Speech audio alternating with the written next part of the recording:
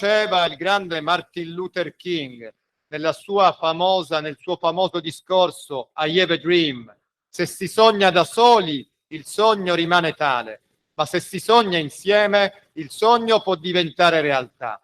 E la realtà è questa, quella innanzitutto di una sperimentazione di una prima assoluta di New Sicilia, che ringraziamo di avere scelto il Lombardo Radice e la giornata della disabilità per raccontare la disabilità così com'è nel 2025.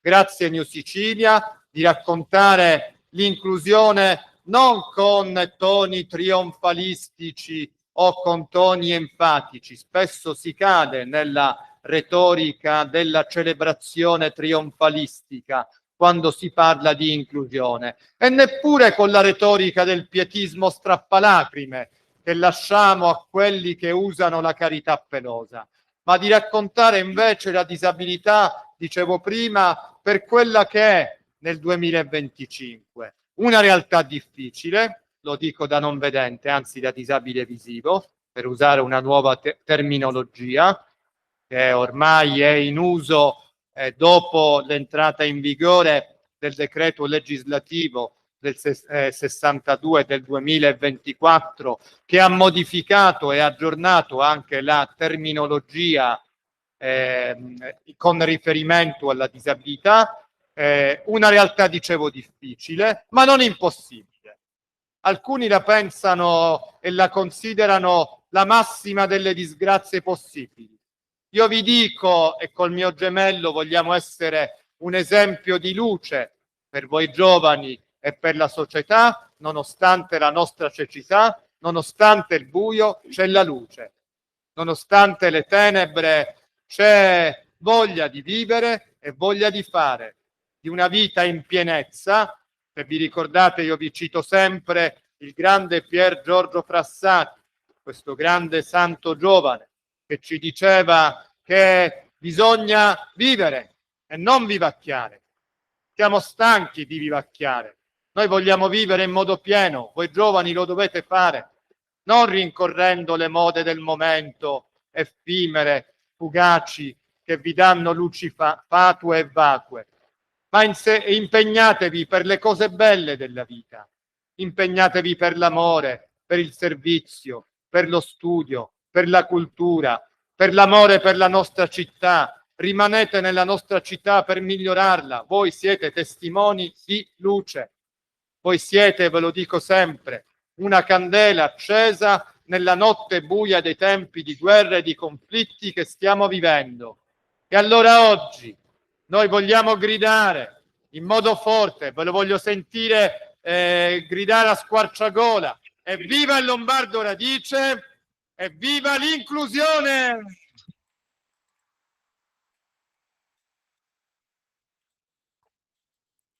Per esigenze azziccative, il prof. Alfio Pulvirenti, nostro esimio ospite, Alfredo Pulvirenti, nostro esimio ospite, docente universitario del Dipartimento di Ingegneria, insieme alla dottoressa, all'amica Milena Cicero e al prof. Come? Prof. Di Maria. Al prof. Di Maria, ci introdurranno, questo è il primo intervento di oggi, un argomento molto attuale che vi tocca in prima persona, fanciulli, l'IA, l'intelligenza artificiale.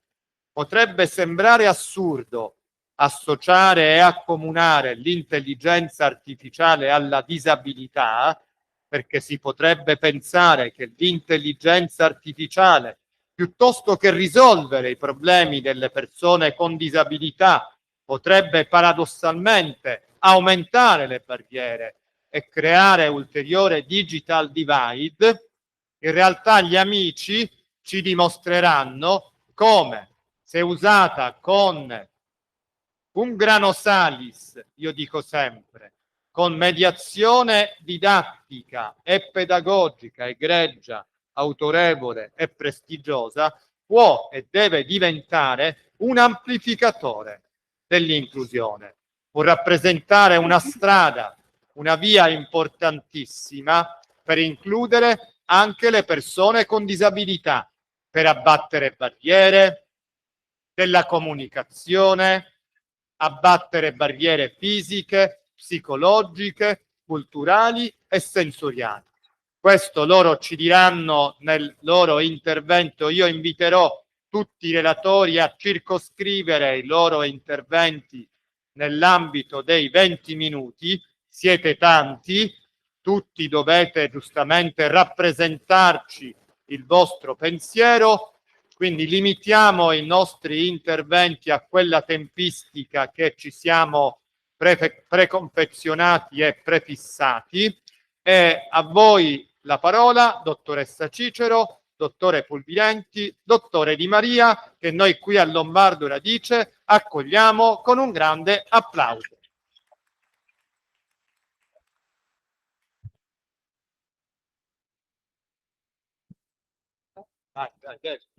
Buongiorno ragazzi, è un gran piacere essere qui con voi. Ringrazio il preside che ritengo essere lungimirante rispetto a quello che è l'attenzione ai ragazzi, i ragazzi tutti senza differenze. Ho preparato delle linee guida perché posso inserire la chiamata. L'ora della vista potete godere dunque della proiezione.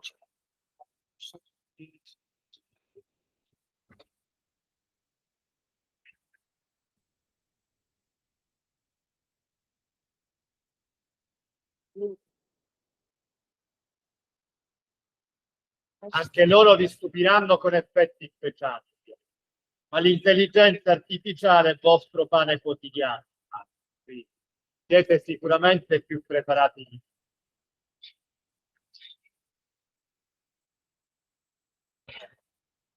Perché ho deciso di... Leggete bene queste parole. L'IAI è a scuola come una scommessa vincente. Io parto dal concetto della paideia aristotelica, perché parto da un concetto in cui oggi l'IA è veramente una sfida pedagogica.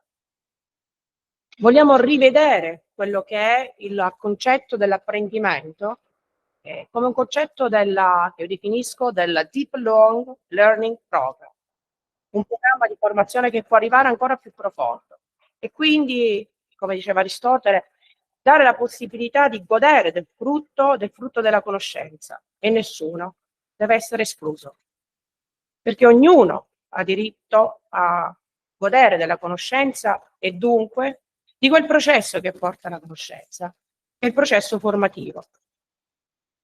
E la scuola è la fonte della società, quindi ad ognuno deve essere dato il diritto. È un diritto, prima di tutto, a livello nazionale, è un diritto costituzionale, un diritto alla formazione. Quindi è una lotta ad ogni forma di disuguaglianza educativa e la scuola è l'origine, la base dell'educazione. Faccio un piccolo focus su degli argomenti che devono essere trattati perché è importante capire cosa stiamo vivendo adesso. Si sente parlare oggi di rivoluzione digitale, è importante capire che oggi siamo in una fase importante dal punto di vista storico e l'IAI si inserisce in questo contesto e l'IAI si inserisce in questo contesto nel grande supporto alle disuguaglianze, ma in un grande supporto al processo educativo. Dico che segnerà la storia perché fino ad oggi nessuna innovazione tecnologica ha mai portato alla possibilità di finalmente abbattere una grande barriera, che è quella appunto dell'esclusività e dell'inclusività. Oggi, grazie all'IAI, molte barriere verranno eliminate. Sì, e vi faremo vedere il come. Parleremo dell'IACT. L'IACT è una normativa. Perché parlerò dell'IACT? Parlerò dell'IACT perché quando si norma viene regolamentato una innovazione tecnologica, perché l'innovazione tecnologica vuol dire che sia implementata dentro il sistema sociale. La dobbiamo vivere, dobbiamo capirne le sue funzioni e disfunzioni.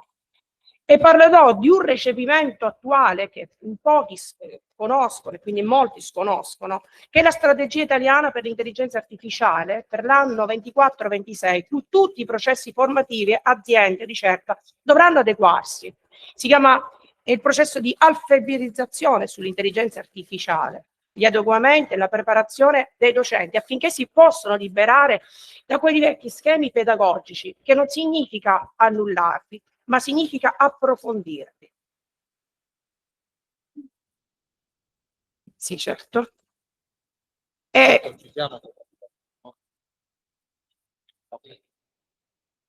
La norma degli ACT è una norma aperta, è entrata in vigore del 2024, è una norma aperta perché è in continua evoluzione e adeguamento, si adegua a tutta l'evoluzione, quindi anche l'intelligenza artificiale con tutta la sua tecnologia si adegua a quello che sono poi le esigenze, ed è una norma, sottolineiamo, antropocentrica, quindi ha interesse a mettere al centro di tutto l'essere umano, l'uomo, tant'è che è stato oggi regolamentato 10 ottobre 25, significa un mese fa, la legge contro anche l'utilizzo del distorto e disfunzionale, quindi con tutti i divieti che postula l'intelligenza artificiale. Quindi l'utilizzo deve essere corretto, trasparente, rispettoso dell'essere umano. E oggi è stata anche attuata la vigilanza è proprio garantita su tutti i rischi che ne possono venire dal punto di vista economico e dal punto di vista sociale. E gradire ora un'attenzione su quello che è la rivoluzione digitale. Quello che stiamo vivendo adesso non è altro quello che è avvenuto. Oggi siamo nella quarta rivoluzione che viene definita ex industriale. Molti non sanno quello che stiamo vivendo. È un fattore, un fenomeno storico, perché è un fenomeno che porta con sé tutti i cambiamenti.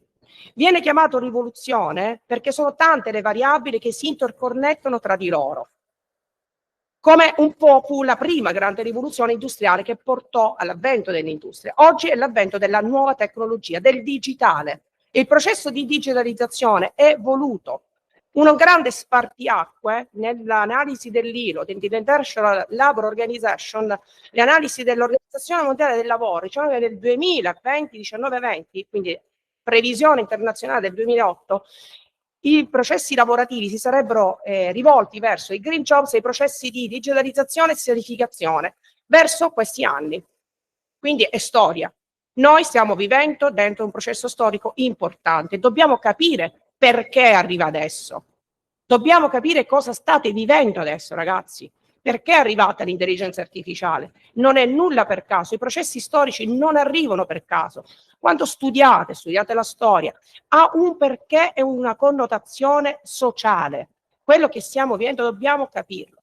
Oggi l'innovazione e le tecnologie complementari, come negli anni '80, quando arrivarono le più grandi tecnologie, che furono i computer, si ebbe paura perché si pensava che dovessero togliere il lavoro ai ex ragionieri, commercialisti. Invece no, la funzione della tecnologia è complementare, è a servizio dell'essere umano, e l'AI è a servizio dell'essere umano, solo che questa tecnologia è a servizio di tutti gli esseri umani, anche quelli che per natura hanno avuto delle limitazioni, oggi non saranno più limitati, per cui l'intelligenza artificiale produrrà lo stesso effetto positivo, complementare e non sostitutivo. Storicamente si dice che una tecnologia, un'innovazione può essere sostitutiva o complementare. Noi dobbiamo viverla come complementare in una funzione antropocentrica, quindi complementare al nostro lavoro,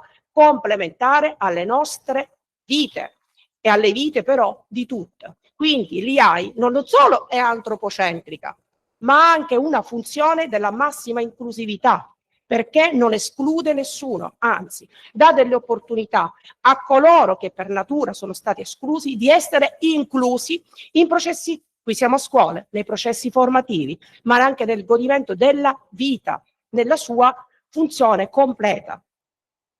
Io spero che mi stiate seguendo, ragazzi. Quindi dobbiamo viverla come una sfida o come un'opportunità. Siamo noi i primi recettori. Io la vivo come un'opportunità e ci dobbiamo adeguare a capire quali sono i benefici, e anche ovviamente nelle sue funzioni anche le disfunzioni. Conoscerne le disfunzioni ci permette di capire cosa non dobbiamo fare, come non dobbiamo comportarci. Quindi è una prospettiva è per i cittadini, è per le aziende, per gli studenti. Ecco che questi contenuti sono contenuti nei capitoli della strategia italiana dell'intelligenza artificiale. C'è il capitolo per le imprese, c'è il capitolo per le scuole, c'è il capitolo per l'università e per la ricerca, perché la ricerca è funzionale e quasi, anzi, essenziale all'adeguamento e all'utilizzo corretto degli AI. La più grande opportunità che viene data all'essere umano. Il Parlamento europeo già lo diceva, già dal 2010 se ne parla.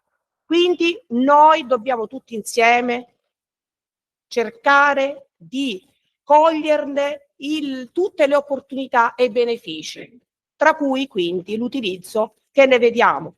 Farò intervenire sul lato positivo una piccola introduzione sull'AI, perché sulla funzione antropocentrica dobbiamo capire un po' la definizione che è cos'è l'AI, quali sono i compiti dell'AI, perché l'AI, che vi dicevo prima, è a servizio dell'essere umano e ovviamente è un'evoluzione cognitiva, non fa altro che darci delle guide, non fa altro che simulare il cervello umano, ma è stata costruita e inventata da chi? Dagli esseri umani, per essere al nostro servizio. Quindi è una tecnologia che è stata voluta da noi, ma per noi, non per se stessa.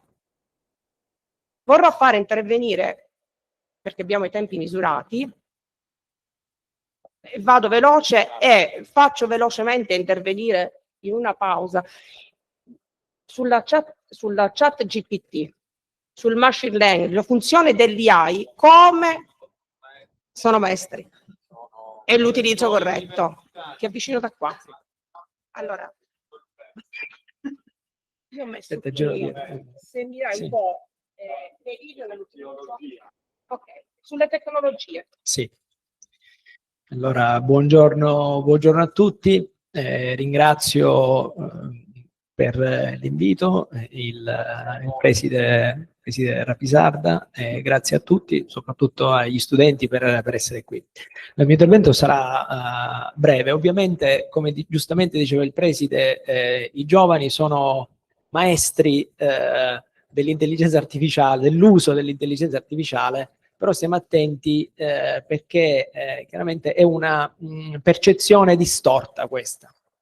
L'uso che oggi i ragazzi fanno dell'intelligenza artificiale è puramente legato a quella che può essere, nella stragrande maggioranza dei casi ovviamente, e non tutti, come scorciatoia. Diciamo, è uno strumento che mi consente di ottimizzare, esatto, di ottimizzare i miei processi di apprendimento, per copiare meglio, per fare che ciò che facevo prima in un'ora lo faccio in 5 minuti, forse anche meno, e quindi questo, attenzione, è un grande rischio.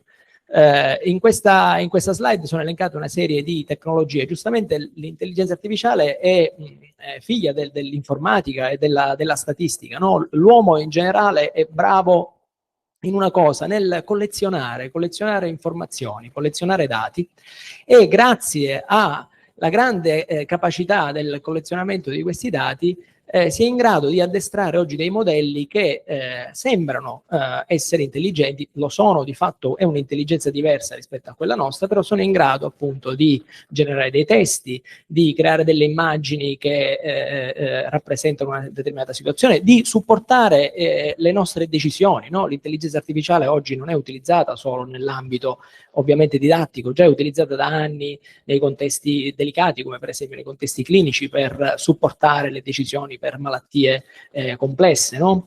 E quindi ovviamente nasce ed è per sua natura inclusiva dal mio punto di vista, perché l'informatica di fatto è inclusiva. Se voi pensate alla nostra terra, no? Noi siamo siciliani, no? Immagino quasi tutti, noi abbiamo avuto un grande vantaggio dall'informatica e dalla digitalizzazione, perché la digitalizzazione ha ridotto i divari che la nostra terra aveva rispetto ad altre realtà del nord Italia, ma anche europee, nettamente più avanzate. Quindi in generale pensiamo che strumenti come questi sono per loro natura inclusivi, e ovviamente hanno come obiettivo, e l'obiettivo principale, sempre dal mio punto di vista dell'informatica, è quello del miglioramento della nostra qualità della vita. Cioè, in fondo, quello che noi dovremmo perseguire è un miglioramento generale della qualità della vita, grazie anche a queste tecnologie che oggi sono particolarmente avanzate.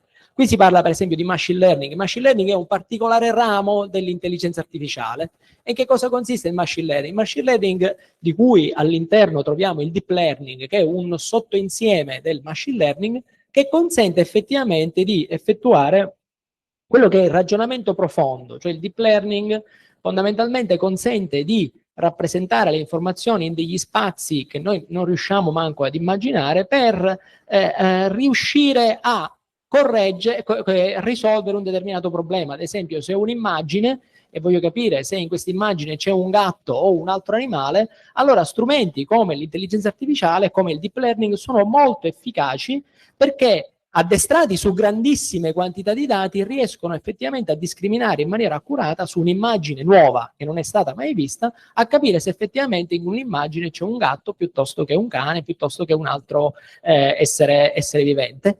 La differenza ovviamente tra il nostro modo di apprendere e il modo di apprendere dell'intelligenza artificiale è la quantità di informazioni. L'uomo apprende con poco, l'intelligenza artificiale ha bisogno di grandissime quantità di dati e di grandissime risorse computazionali. E ovviamente queste grandi risorse computazionali, diciamo, il risvolto della medaglia è che che vanno a creare problemi di altra natura, quindi problemi riguardo all'inquinamento. Cioè ogni volta che voi fate una query su ChatGPT o su Claude, su Gemini, inquiniamo tutti. Purtroppo diamo un piccolo contributo a quello che è l'inquinamento, no? Quindi la sostenibilità non è scontata. Un altro aspetto fondamentale, e questo è particolarmente rischioso per i ragazzi e non lo è per i docenti, sono le allucinazioni, no? Le allucinazioni nell'intelligenza artificiale sono gli errori che questi strumenti commettono. Se voi andate oggi, perlomeno ieri accadeva questo, se voi andate su Gemini di Google, che in questo momento è considerato uno degli strumenti più avanzati di intelligenza artificiale, gli chiedete l'anno prossimo è il 2026, Google vi risponderà, Gemini vi risponderà no, l'anno prossimo sarà il 2025, cioè vi darà un'allucinazione. È allucinato. Questo ovviamente è un esempio che ci fa ridere, però ci dovrebbe fare riflettere, perché ogni qualvolta noi andiamo a utilizzare uno strumento come l'intelligenza artificiale, se non abbiamo consapevolezza di ciò che ci sta dicendo, e ovviamente noi, se non abbiamo studiato autonomamente, non possiamo essere sicuri di ciò che effettivamente l'AI ci ha dato come risposta, non possiamo essere sicuri che se effettivamente è corretto o sbagliato. Per questo quello che io dico è che i migliori utilizzatori dell'intelligenza artificiale in un contesto didattico possono essere i docenti. E ovviamente i docenti, perché sono ancora una volta al centro di tutta questa storia? Perché grazie all'intelligenza artificiale e ad un uso consapevole, no, di tutti i limiti che effettivamente ha, si può parlare di didattica inclusiva. Oggi la didattica inclusiva, diciamo, non va a guardare esclusivamente la persona che ha lo svantaggio, ma tutti noi apprendiamo in un modo diverso. Io a scuola, quando io ero studente, la lezione era quella, studiavamo tutti in un certo modo. Oggi abbiamo capito che ognuno di noi apprende in modo diverso, no? E questo effettivamente è una cosa importante. E il docente può effettivamente sfruttare l'intelligenza artificiale per sviluppare quella che possiamo immaginare che è una didattica personalizzata. Cioè ognuno di noi apprende in modo diverso e l'AI ci può aiutare nell'andare a toccare le corde giuste, i nervi giusti, affinché la persona possa apprendere correttamente lo stesso concetto che un altro apprende velocemente in modo differente. Questo è un aspetto importante. Ovviamente l'ultimo tema è chiaramente dove ci porterà l'intelligenza artificiale. Un po' di tempo fa ho letto un libro, non so se voi l'avete letto, che si chiama AI 2041, prospettive dell'intelligenza artificiale. È un libro molto interessante, scritto da un autore di fantascienza e uno che ha una grande esperienza nell'intelligenza artificiale, e dipinge diversi scenari. Diciamo, per il futuro è 2041. E in questo libro effettivamente alcuni degli scenari che sono dipinti per il 2041 già oggi si sono avverati. Cosa significa? Magari non al 100%, significa che la tecnologia, come ha detto la dottoressa Cicero, va ad una velocità molto più alta rispetto a quella che noi siamo abituati ad avere in altri contesti anche scientifici. E quindi dobbiamo essere preparati e dobbiamo averne contezza di quello che effettivamente accade per diciamo essere pronti a dei cambiamenti che effettivamente avverranno in maniera importante nei prossimi anni, no? Oggi si parla di intelligenza artificiale, tra qualche anno l'argomento principale sarà il quantum computing, no? Che è un altro tema centrale. Oggi ancora si fa ricerca in quantum computing, tra un po' di anni, magari non pochissimi, ma avrà un ruolo centrale, d'accordo? Quindi c'è una velocità che dobbiamo ammettere, non possiamo stare sempre ad inseguire la tecnologia. Questo è quello che talvolta capita soprattutto nei contesti come quelli scolastici, ma anche universitari, perché lo stesso problema, diciamo, ce l'hanno. Io sono un docente di informatica, quindi sono abituato a utilizzare la tecnologia, ma se prendo un docente di storia dell'arte piuttosto che una disciplina umanistica, magari non è così avvezzo alla tecnologia come può essere un docente di informatica o di matematica o di ingegneria, e allora lo svantaggio, la preoccupazione c'è anche in contesti diversi rispetto a quelli educativi. Quindi dal mio punto di vista è fondamentale diciamo sviluppare appunto degli strumenti, e in questo saremo concentrati all'interno del progetto, strumenti per il tutoraggio intelligente, quindi supporto al tutoraggio da parte dei docenti, strumenti assistenti virtuali, quindi assistenti virtuali ma non generalizzati, cioè che accedono all'intera conoscenza. Talvolta per sviluppare un assistente virtuale il perimetro dove lo strumento si deve muovere è circoscritto, e chi lo va a circoscrivere? L'insegnante. È l'insegnante che determina quello che è il limite, quello che è il dominio entro il quale lo strumento può dare delle risposte. Esistono tantissime piattaforme di apprendimento. Quella che abbiamo sviluppato noi qualche anno fa, e adesso stiamo continuando a sviluppare sempre nell'ambito di progetti inclusivi per combattere la dispersione scolastica, che è un altro problema, diciamo, particolarmente importante, nascono proprio per ridurre quello che è il divario ed essere, diciamo, quanto più inclusivi nel offrire l'opportunità che danno queste tecnologie, che non è scontata. Oggi viviamo in un'era dove tutto è scontato, no? In fondo noi diamo la democrazia, la diamo come scontata, ma di fatto non lo è, no? Questo non è il contesto, quindi non dobbiamo dare mai nulla per scontato quando noi interagiamo con questi strumenti. Non lo so, io mi fermo, ridò la parola. Grazie.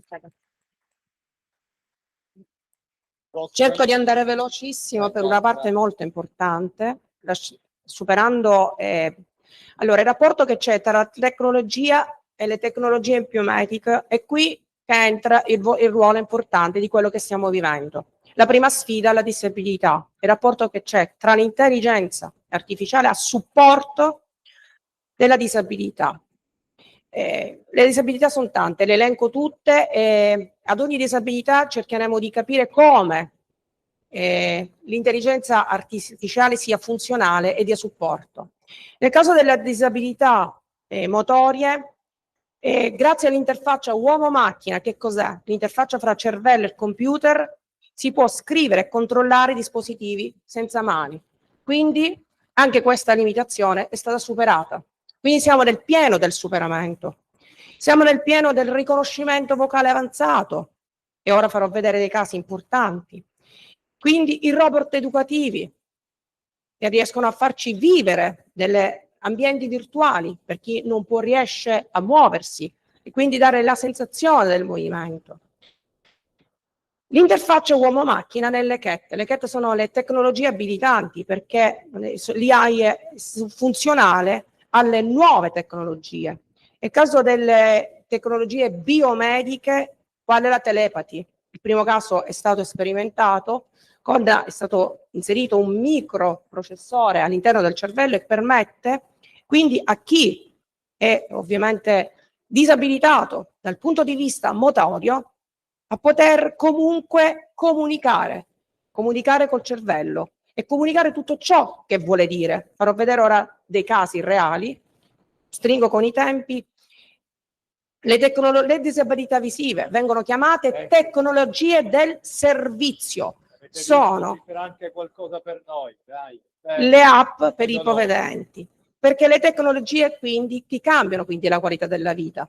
Gli smartphone, oggi ci sono le app con un assistente virtuale, sono lettori intelligenti per testi stampati, quindi sostituiscono e mi supportano. È la più grande rivoluzione, possiamo dirla, perché oggi quello che sta accadendo adesso è per la prima volta nella storia, oggi si è andato a dare un grande supporto e veramente includere tutti, perché l'IA ha una funzione storica per tutti. Vado veloce per il tempo. Una cosa importante sulla disabilità comunicativa, le sintesi vocali.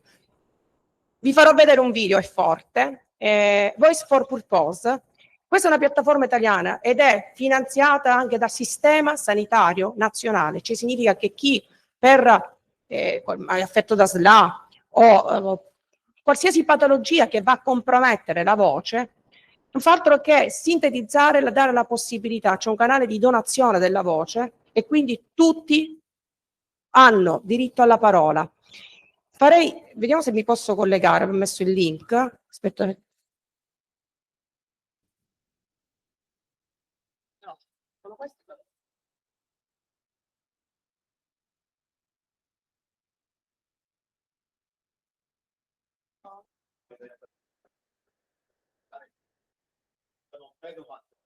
Sì.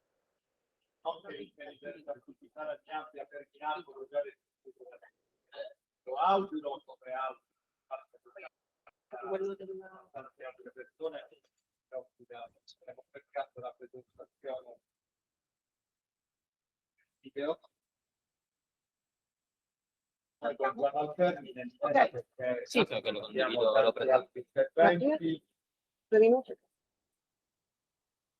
Ragazzi, lo presento io.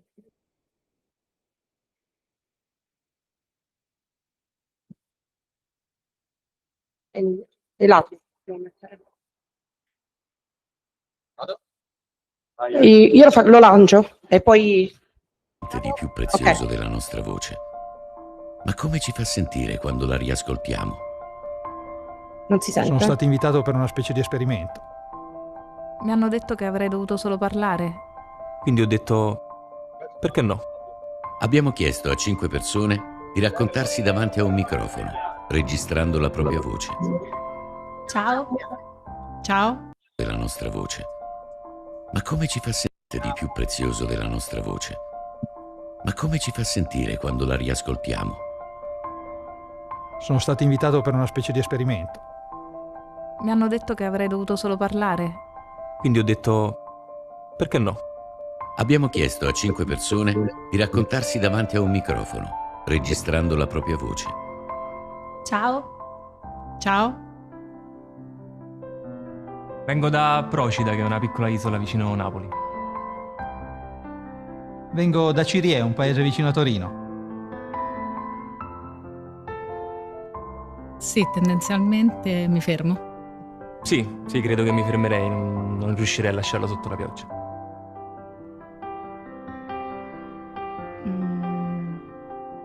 Gli dico che gli voglio bene e lo abbraccio. Poi abbiamo chiesto a tutti di riascoltarsi.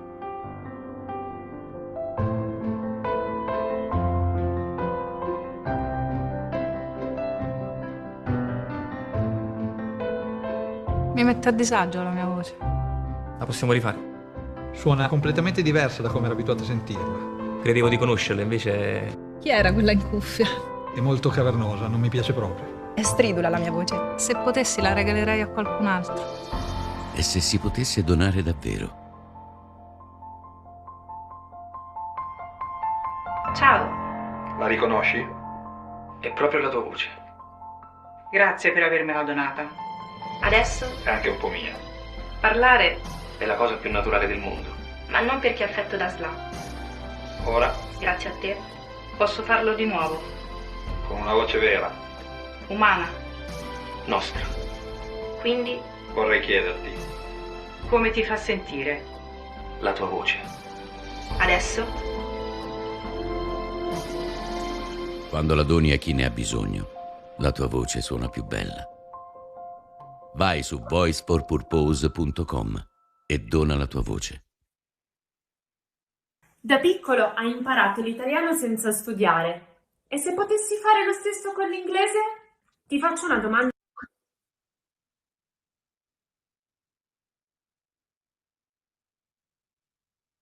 Colleghiamo. Primo minutino. Abbiamo l'altro video. Questo.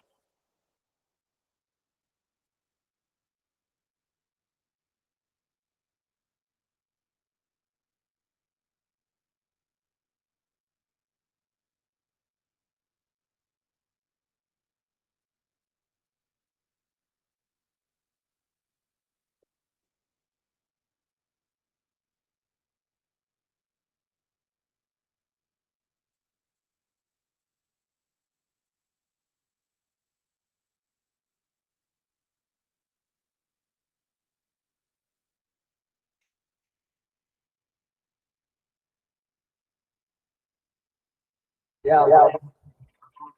'Ok.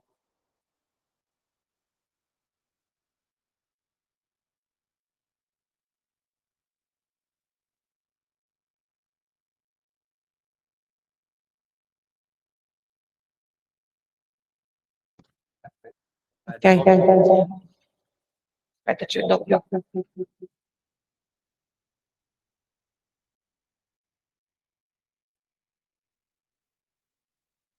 I'm 29 years old. About 8 years ago, I was in kind of a freak diving accident and dislocated my C4, C5. So I'm a complete quadriplegic. So I'm paralyzed from below the shoulders. I have no sensation or movement below my level of injury, so below my shoulders. I love playing chess, and so this is one of the things that y'all have enabled me to do, something that I wasn't able to really do much the last few years, especially not like this. I had to use like a mouse stick and stuff, but now it's all being done with my brain. If y'all can see the cursor moving around the screen, that's all me, y'all. It's pretty cool, huh? Actually, can you pause the song just for the audio coming through? And that was also done with your brain? Yep. It's all brain power up there. One of the first times y'all gave me below my shoulders.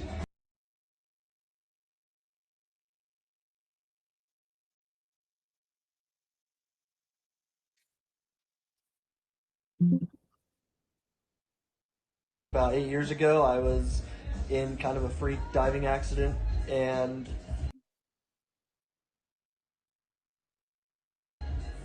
dislocated my C4, C5. So I'm a complete quadriplegic.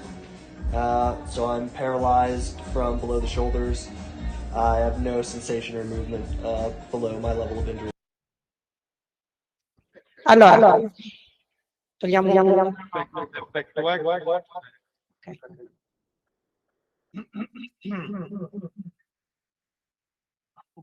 Ok. Io lo lascio, il video un attimino lo legge. È un problema tecnico. Vabbè, problemi tecnici possono capitare. È il bello della diretta. È il bello della diretta.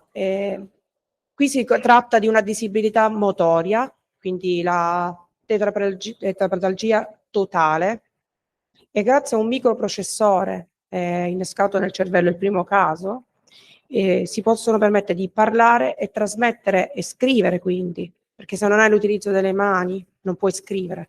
E quindi grazie a tutto ciò che pensi lo riproduci su scrittura. E questa è un'altra esperienza. Io lo lascio però, oppure vi mandiamo il link, perché voglio che lo leggiate. No, ci mandi il link. Vabbè, mandiamo il link allora.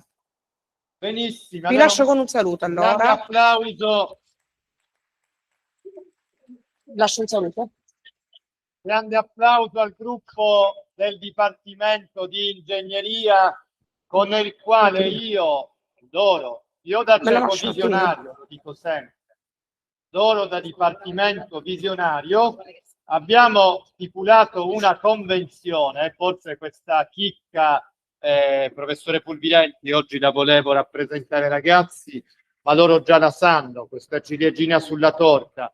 Io ricordo sempre una canzone di Guccini, abbiamo parlato di intelligenza artificiale, ma anche quella umana, a volte spesso supera quella artificiale. Un grande come Francesco Guccini diceva che bisogna sapere seguire il tempo e non arrivarci per contrarietà. Noi da visionari, noi del Lombardo Radice, il Dipartimento di Ingegneria, abbiamo, grazie a una circolare regionale, la 12 del 2025, stipulato una convenzione per una sperimentazione di un software di intelligenza artificiale nella didattica. E la nostra idea quasi pionieristica, lungimirante, oggi Milena avremo anche l'onore di avere il presidente nazionale dell'Invalsi, il dottore Roberto Ricci, è quello di utilizzare l'intelligenza artificiale per migliorare, lo dico anche a voi che siete soprattutto ragazzi delle quinte, il risultato, e voi sapete che lo svolgimento delle prove Invalsi è un requisito necessario per il conseguimento del diploma e per innanzitutto l'ammissione all'esame di maturità, ormai lo hanno ribattezzato così, e poi il conseguimento del diploma, un focus specifico, dicevo, sullo svolgimento delle prove Invalsi. Siamo convinti, ne siamo certi, e qui ringrazio anche la nostra animatrice digitale, la professoressa Ciancio, che insieme a me si è buttata in tutti i sensi, anima e corpo, in questo progetto, che l'intelligenza artificiale debba essere e sia una risorsa visionaria per la nostra scuola. E qui da visionari e da antesignani, grazie prof. Ciancio, abbiamo anche stilato e predisposto, è qui professoressa? Ecco, ella, non la vedevo, è lì. Abbiamo predisposto delle linee guida sull'intelligenza, sull'uso dell'intelligenza artificiale all'interno del nostro istituto, perché cari guys, voi siete maestri, lo dicevamo prima, anzi avete conseguito master di secondo livello in chat GBT-logia, intelligenza artificiale e quant'altro, ma l'uso dell'intelligenza artificiale solleva problemi di etica e di responsabilità, per cui anche a scuola, e la ringrazio nuovamente prof. Ciancio, abbiamo ritenuto quanto meno e quanto mai opportuno doverci dotare di questa cassetta degli attrezzi, diciamo così, che sono le nostre linee guida sull'uso dell'intelligenza artificiale. Ce la faremo? Ma sicuramente sì. Yes, we can. E allora grazie al Dipartimento di Ingegneria abbiamo dimostrato concretamente come al Lombardo Radice non ci sia un io, non ci sia un tu, ma c'è un noi. Andiamo avanti con il noi degli amici, che sono, dottoressa Chiaromonte è presente? Allora, l'azienda sanitaria provinciale, perché la presenza dell'azienda sanitaria provinciale qui al Lombardo Radice di Catania? Ma perché l'inclusione vuole, richiede, pretende anche la presenza della nostra ASP, della nostra azienda sanitaria provinciale di Catania. L'inclusione non la si può fare se non con uno stile di vita relazionale che va verso la cooperazione e la collaborazione. E allora i nostri GLO, che sono i gruppi di lavoro per l'inclusione, operativi per l'inclusione, sarebbero incompleti se non avessero la presenza dello specialista. E dunque è un fatto concreto come l'inclusione, come la disabilità, come la riabilitazione non possano che richiedere un intervento, diciamo così, interistituzionale, sinergico. Non oso pensare alla disabilità, all'inclusione, se non a un rapporto complementare, strettamente interconnesso tra servizio scolastico, servizi sociali, servizi sanitari. Se noi questi li abbiamo garantiti e li abbiamo assicurati al Lombardo Radice, una scuola che pullula di disabilità e quindi di diversità, lo dobbiamo grazie anche al rapporto stretto con l'ASP. Ecco che dunque la presenza dell'azienda sanitaria provinciale oggi nella persona della dirigente del servizio disabilità e riabilitazione, che è la dottoressa Chiaramonte, è quanto mai opportuna, imprescindibile e centrale. A lei la parola, dottoressa Chiaramonte.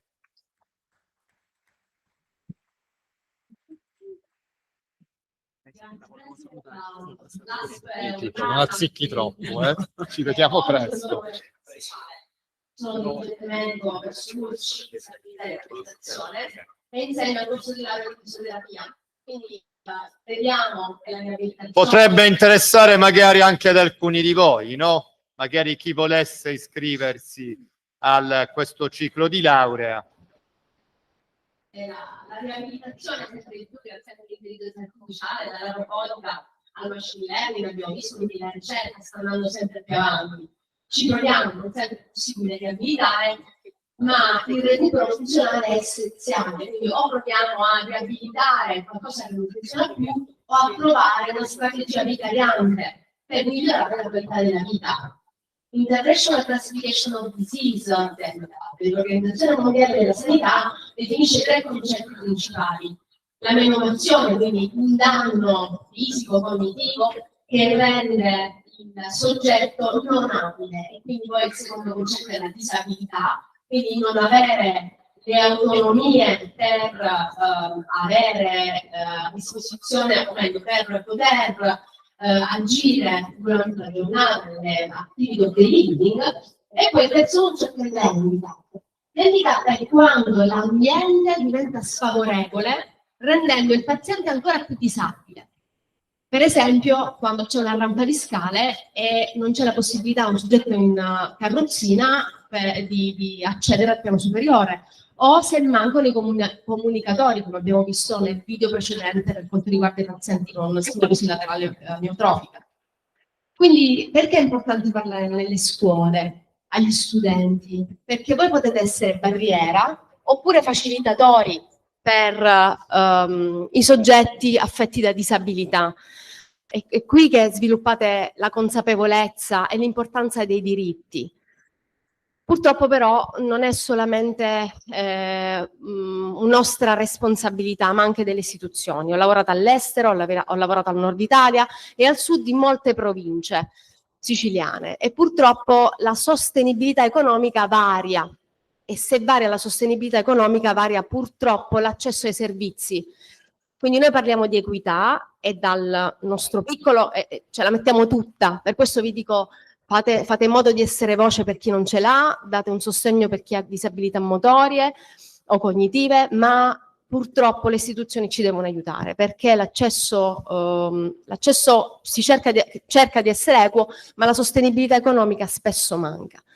Mi auguro che molti di voi nelle professioni future accoglieranno interventi rivolti alla sostenibilità, all'uguaglianza e al sostegno delle persone con disabilità. L'ASP è vicina, l'ASP è con voi, e sicuramente insomma avremo modo di rivederci presso altre sedi, e chi volesse la mia email il preside può tranquillamente darla per anche un futuro insieme, spero anche all'università. Non ci stuzzichi, non scherzo.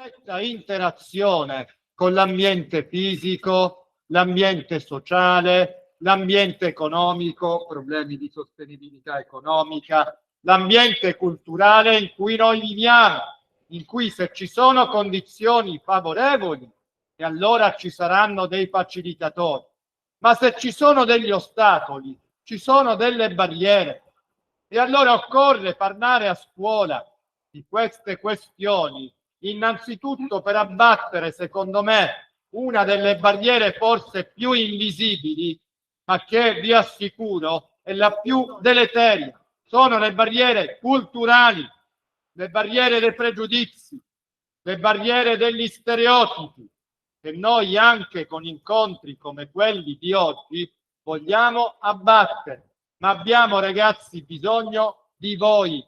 Voi dovete essere sentinella, voi dovete essere costruttori di una società più equa, di una società più giusta, di una società veramente inclusiva. Lo si fa anche con incontri come quelli odierni. Abbiamo il presidente del Consiglio d'istituto, ci sei? Massimiliano? Ah, va bene. E allora anche questo fa parte del bello della diretta. Il bello della diretta si chiama anche non solo interventi con ragionamenti, con relazioni, ma oggi appunto per quella serie degli effetti speciali vogliamo anche stupirvi con performance danzanti. Non sarà certo il preside a ballare, perché sennò questa aula magna da che siete presenti in massa rimarrebbe vuota, ma sicuramente altri effetti e altri risultati saranno ottenuti da chi non vi presenterò io, avrà l'onore di presentare una sua docente di classe. Ti avvicini, professoressa Greco, è qua. Dov'è la professoressa Greco? Professoressa Greco, se l'è cagliata. È qua. No, come? Mi seduce e poi mi abbandona? Eccola qua. Allora. Bisogno di un gelato. Prende parlare quello blu. Ecco, quello blu.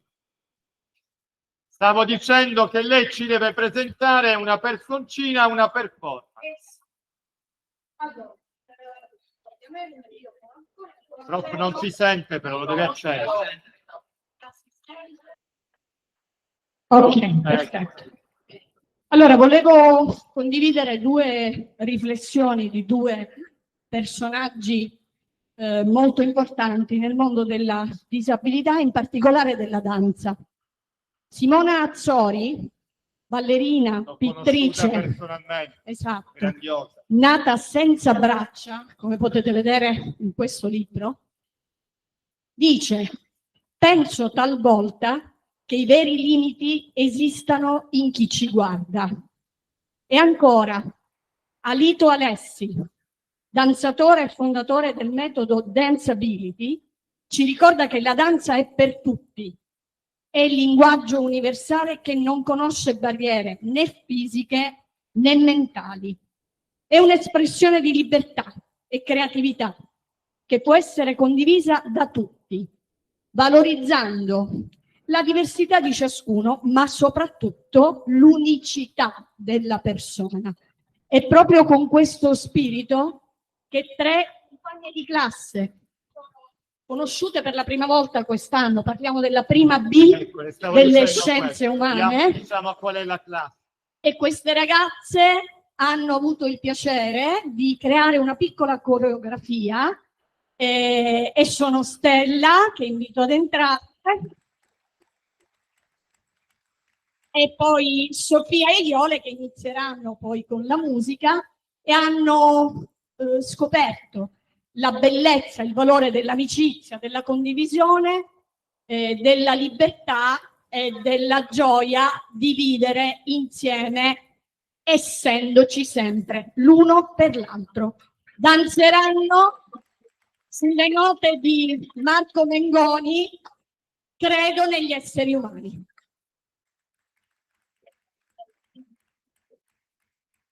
Silenzio.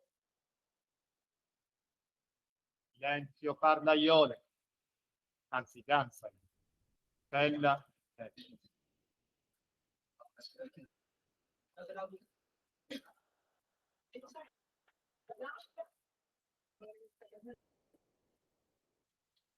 Forse bisogna attivare l'audio, eh? Ah, è muccia.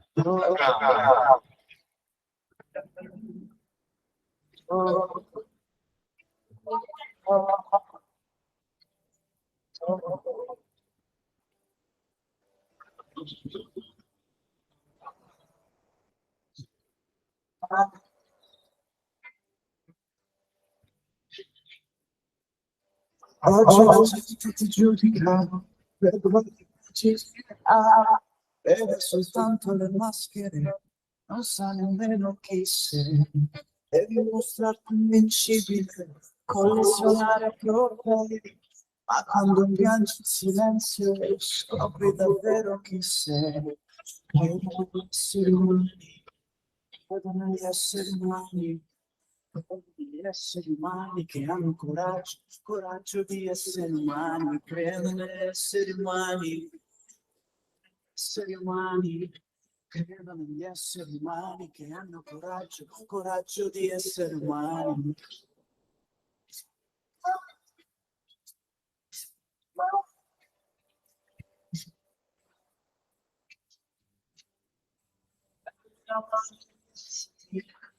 Puoi fidarti di me, io sono quello dei tanti uguali a te.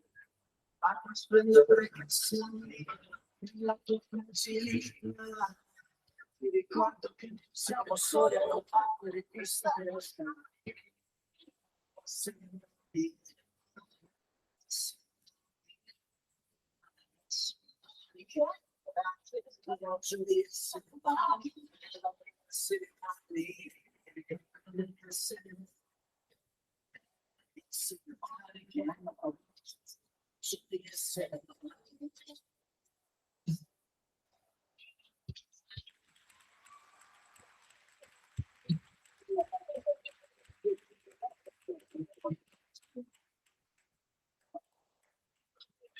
Anche appunto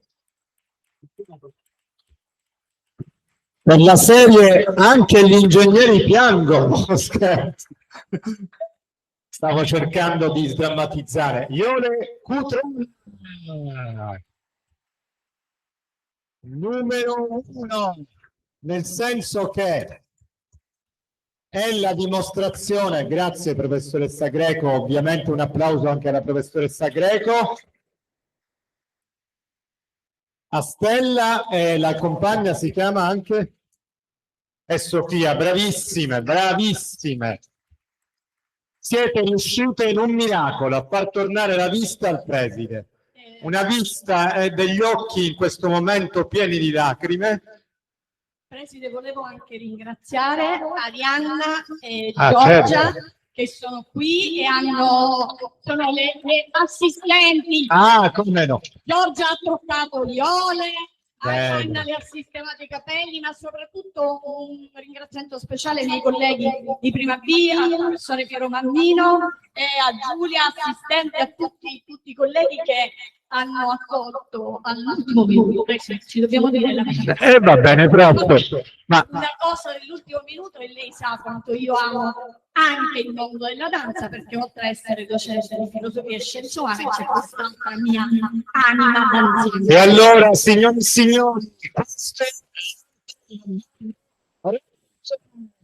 musica, danza, arte, vita, ecco, vera vita, quella vita piena di cui vi parlavo prima, di come l'arte possa abbattere ogni barriera perché parla un'unica lingua universale, che è quella del coraggio. Il coraggio non di quelli che usano le armi, ma noi usiamo un'arma molto più vincente, che è quella dell'inclusione, che è quella dell'amore, che è quella che scuote, ecco, che scuote anche i pregiudizi, che scuote anche gli stereotipi in base ai quali La disabilità, come diceva prima la professoressa Greco, è un limite. No, la disabilità può diventare anche un'opportunità attraverso la danza, attraverso la musica. Ed è un'opportunità, la disabilità, scusa Gemellone se abbiamo dato prima spazio ad altri interventi, è un'opportunità grazie al Braille. Non so se voi conoscete il metodo di lettura e scrittura Braille, anche quello ha dato la vista metaforica ai non vedenti, perché ragazzi, fino a qualche anno fa, i ciechi, ogni tanto ancora mi capita, i ciechi facevano accattonaggio, erano mendicanti, stavano sui gradini delle chiese a chiedere l'elemosina, eccetera. Venne un giovane, un genio, che si chiama Louis Braille, e questo genio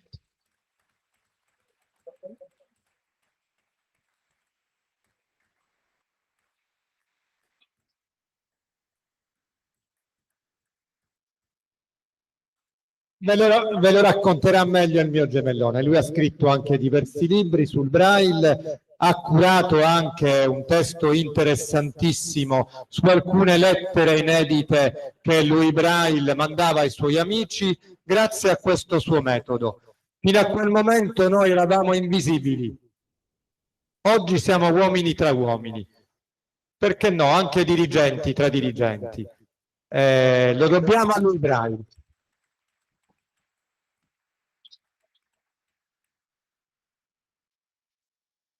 Aspetta, non ti ho presentato. Credo che la somiglianza sia visibile, ecco. C'è un microfono per te. Lui, il mio gemellone, noi siamo uniti, lo dicevamo anche in un'intervista recente, da questa bella compagna d'ombra, compagna di luce, che si chiama retinite pigmentosa. Già il rapporto tra due gemelli è simbiotico. Solo le donne non ci siamo scambiati, io dico sempre scherzando. Poi il resto sì. E c'è questa bella compagna di vita che diceva giustamente Emanuele in occasione di questa intervista, per fortuna ci ha accompagnato. Se noi oggi testimoniamo come la diversità sia normalità, lo dobbiamo paradossalmente a quella che poteva sembrare una tragedia, come la retinite pigmentosa, che è una malattia progressiva che alla fine ci ha condotto inevitabilmente e inesorabilmente alla cecità.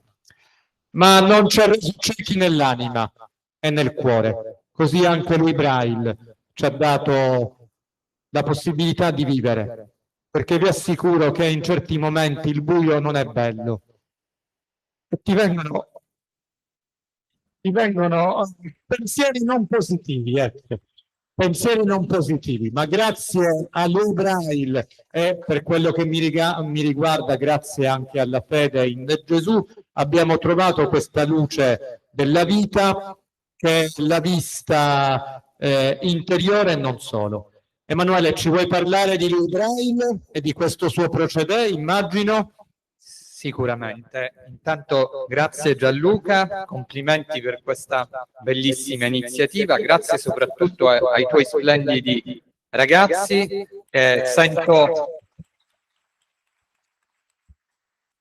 molto attenti e partecipi e quindi veramente dimostrate in questo modo il livello e la cultura e la sensibilità che avete, perché lo diceva Gianluca più volte nei suoi vari interventi.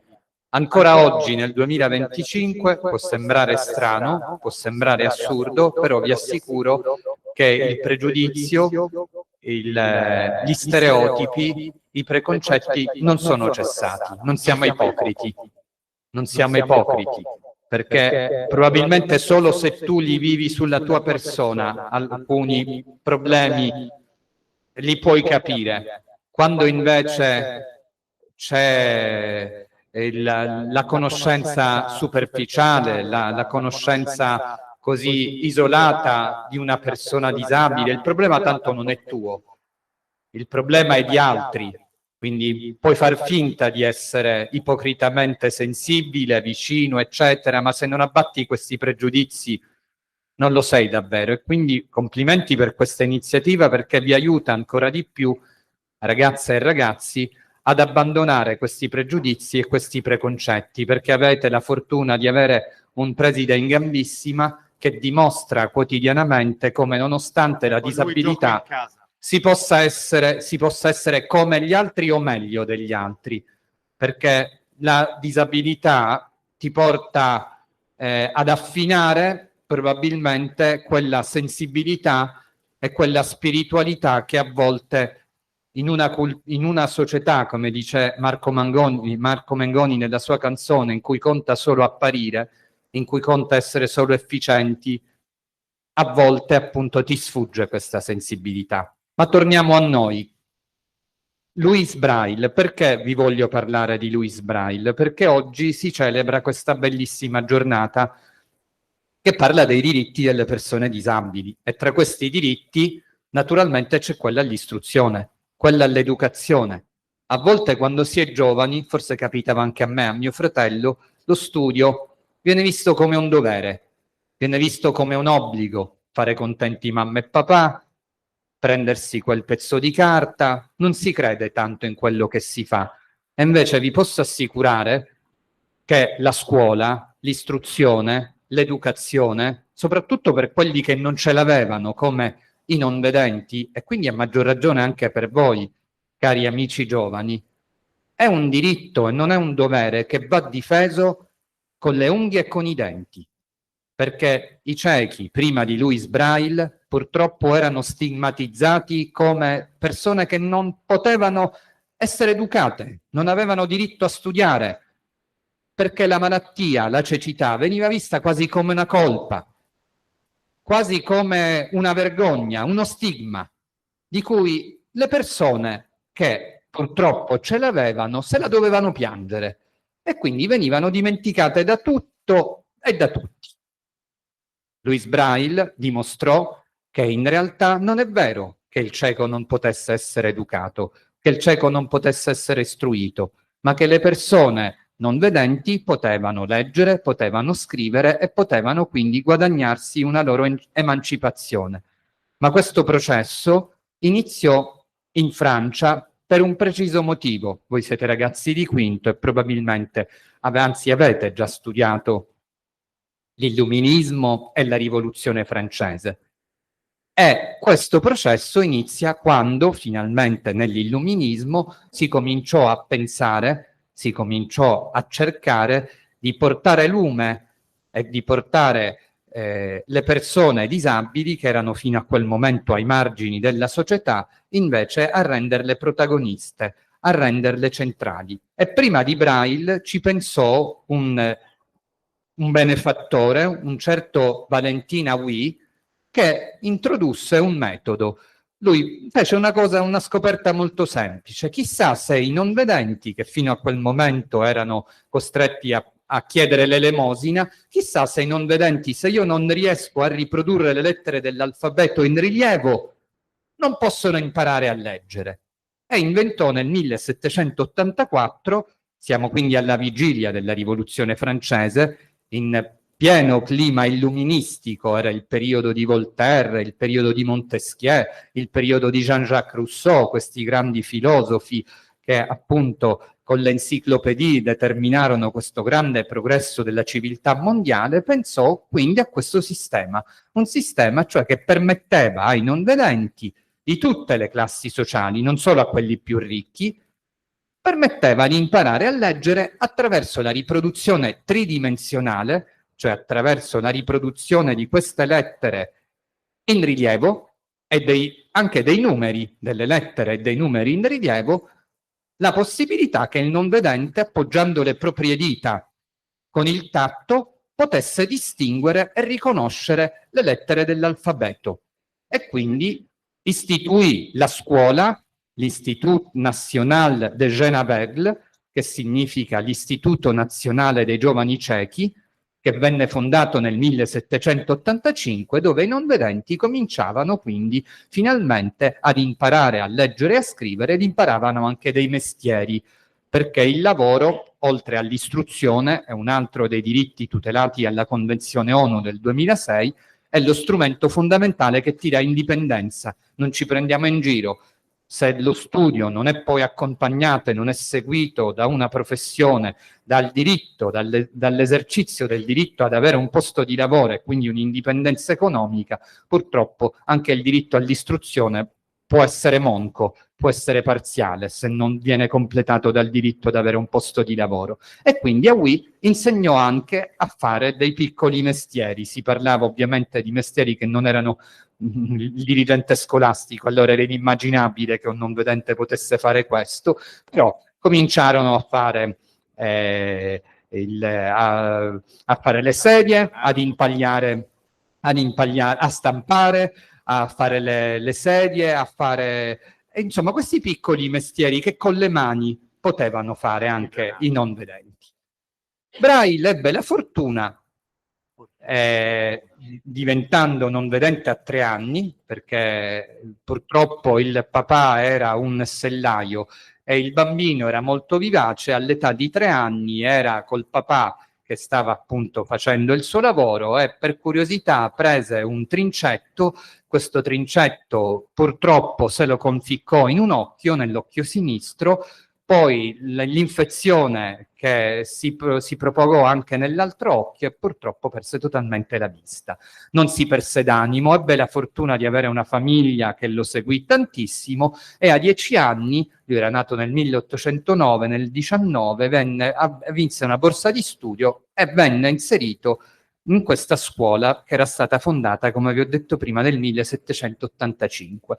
In questa scuola egli cominciò quindi a conoscere questo metodo che con le lettere in rilievo ed i numeri in rilievo insegnò intanto ai non vedenti a leggere e a scrivere con questo metodo. Però voi provate ad immaginare come dovevano essere grandi i libri nei quali questi non vedenti erano costretti con le loro mani a riconoscere le lettere.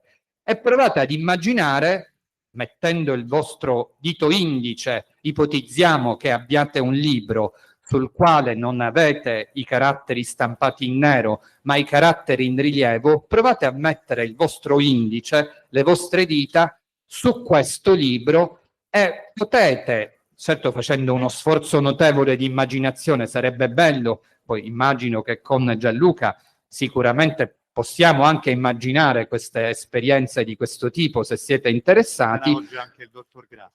Appunto, possiamo anche immaginare con la stamperia Braille poi delle vostre visite guidate presso la stamperia, perché possiate anche vedere proprio come quello che concretamente quello che sto cercando per ora soltanto di farvi immaginare con la vostra fantasia. Braille si imparò effettivamente a leggere e a scrivere con questo metodo, ma con grande difficoltà, perché il tatto, le dita, per riconoscere una lettera in rilievo non ci stanno, cioè non è una cosa immediata, ci stanno tanto tempo.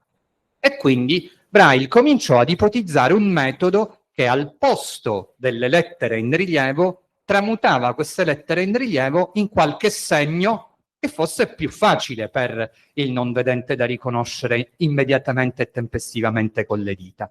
E in questo fu aiutato da un soldato che si chiamava Charles Barbier de la Serre, che era un generale napoleonico, siamo all'epoca di Napoleone, nel 1815, e questo soldato ebbe il compito, proprio dal grande imperatore Napoleone Bonaparte, di inventare un metodo di lettura e di scrittura segreto notturno attraverso il quale i militari si potevano scambiare dei messaggi in codice, dei messaggi cifrati, cioè che soltanto loro potevano interpretare e decodificare senza che il nemico lo potesse fare.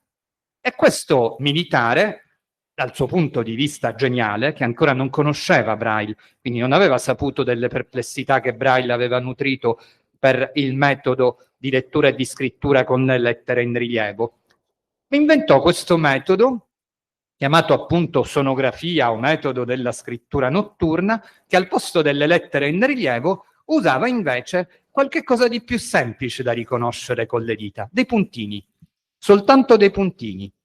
Ne utilizzava 12, erano infatti 6 file da 2 colonne, 6 file da 2 colonne, con 2 punti ciascuno, quindi 6 file verticali di 2 punti ciascuno, 12 punti che variamente combinati, e a seconda di come venivano disposti in questo rettangolino ideale di 12 punti, sostituivano le lettere. Quindi ad esempio alla lettera A, piuttosto che la lettera in rilievo, lui ipotizzava una combinazione di questi 12 punti.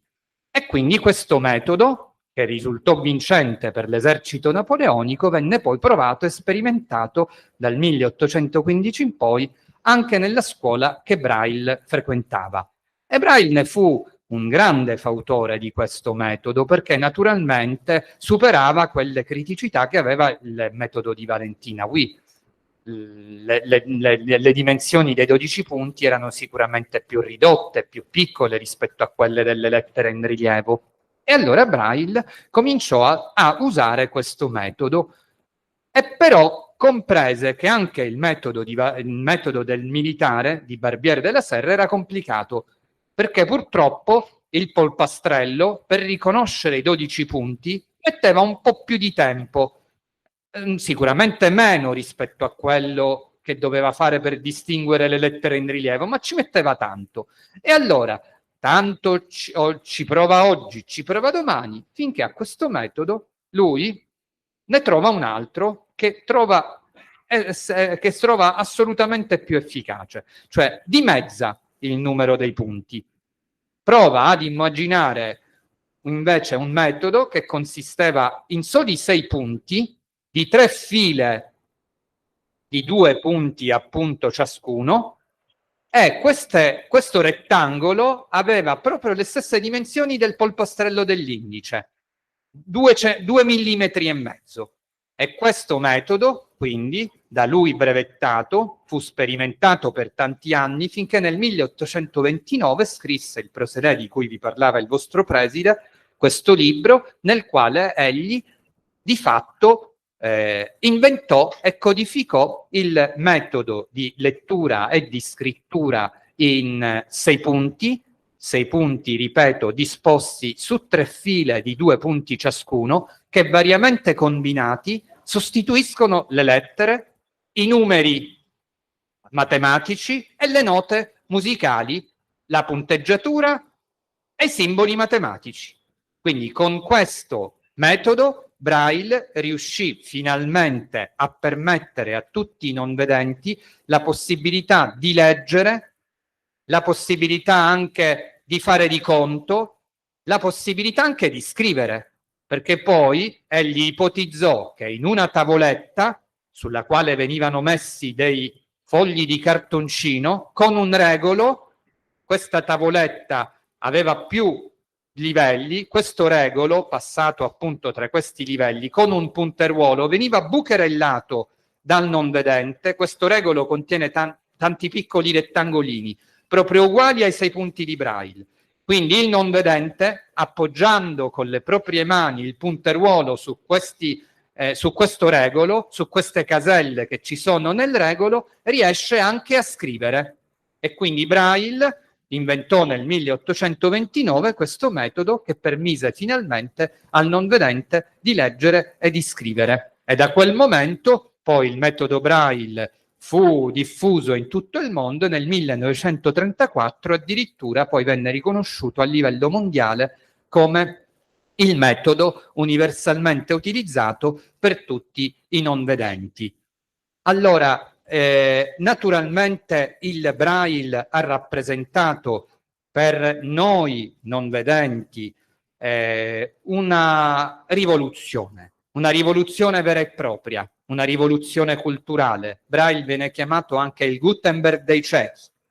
Vi ricorderete che Gutenberg fu quello che di fatto inventò la stampa, permise quindi a tutte le persone Fino allora, fino a prima di Gutenberg, si scrivevano i libri soltanto a mano, erano gli amanuensi che scrivevano i libri. Da Gutenberg in poi invece venne inventata la stampa e quindi Braille venne paragonato appunto per il carattere rivoluzionario del suo metodo al Gutenberg per i non vedenti. Braille da quel momento ha permesso quindi ai non vedenti di poter frequentare le scuole, di poter prendersi un diploma, di poter frequentare le università, di potersi laureare e di poter diventare prima professori e poi anche dirigenti scolastici o altro. Oggi, se quindi il vostro preside Gianluca Rapisarda e il sottoscritto possono esercitare questa professione così prestigiosa e importante nella società, lo dobbiamo sicuramente a Louis Braille.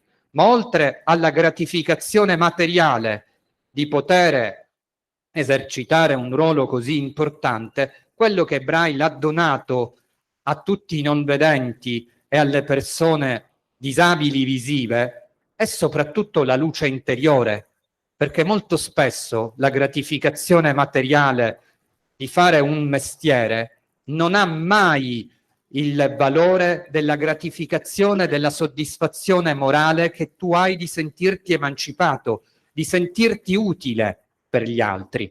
Questa è l'importanza della Convenzione ONU, quindi riconoscere diritti alle persone disabili affinché anche loro con la scuola, con l'istruzione, con il lavoro non si sentano inutili, non si sentano un peso, non si sentano uno scarto, come Papa Francesco diceva, la cultura dello scarto.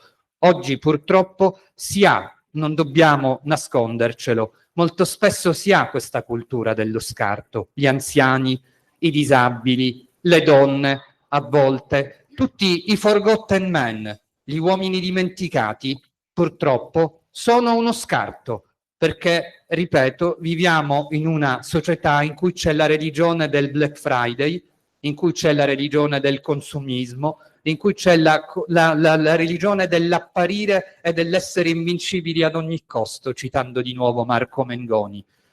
E quindi questi incontri, ragazzi, vi debbono aiutare, e ringrazio veramente Gianluca per l'iniziativa, per comprendere che se li viviamo soltanto come dei momenti celebrativi, come dei momenti rituali, cioè che sono buoni solo oggi per farvi perdere un giorno di scuola, abbiamo fallito. Voi oggi non ve ne dovete andare contenti perché avete perso un giorno di scuola, ma voi dovete andarvene perché, come Gesù fece oggi nel Vangelo di oggi, provate a leggere il brano del Vangelo di oggi di San Luca.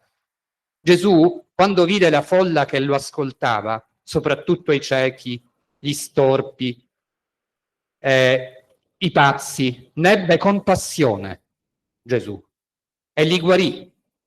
La compassione non è la pietà, la compassione non è l'elemosina del sorriso fatto oggi ad un compagno, tanto tu c'hai la disabilità, ti sorrido, ma poi chi ti conosce, non so nemmeno il tuo nome.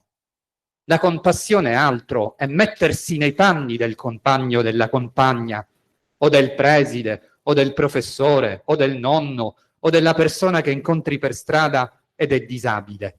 Compassione è questo. Compassione è invitarlo a casa, compassione è aiutarlo a studiare, compassione è accompagnarlo in bagno, compassione è, ripeto, non l'indifferenza o l'ipocrisia del sorriso o della pacca sulla spalla data il 3 dicembre, poi il 4 dicembre non mi ricordo nemmeno chi sei. Compassione è appunto condivisione dei pani che Gesù oggi distribuisce nel Vangelo, ma che a noi dà il compito con le nostre mani di dividere anche agli altri.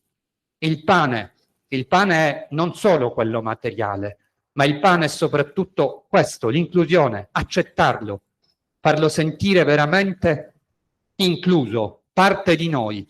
E quindi se questo incontro non vi serve soltanto perché vi siete cagliati un giorno di scuola, ma perché il vostro preside ha cercato di impegnarsi perché voi il 3 dicembre, ma ogni giorno dell'anno, invece possiate fare un atto gentile, diamoci questo impegno appena usciamo da questa cosa.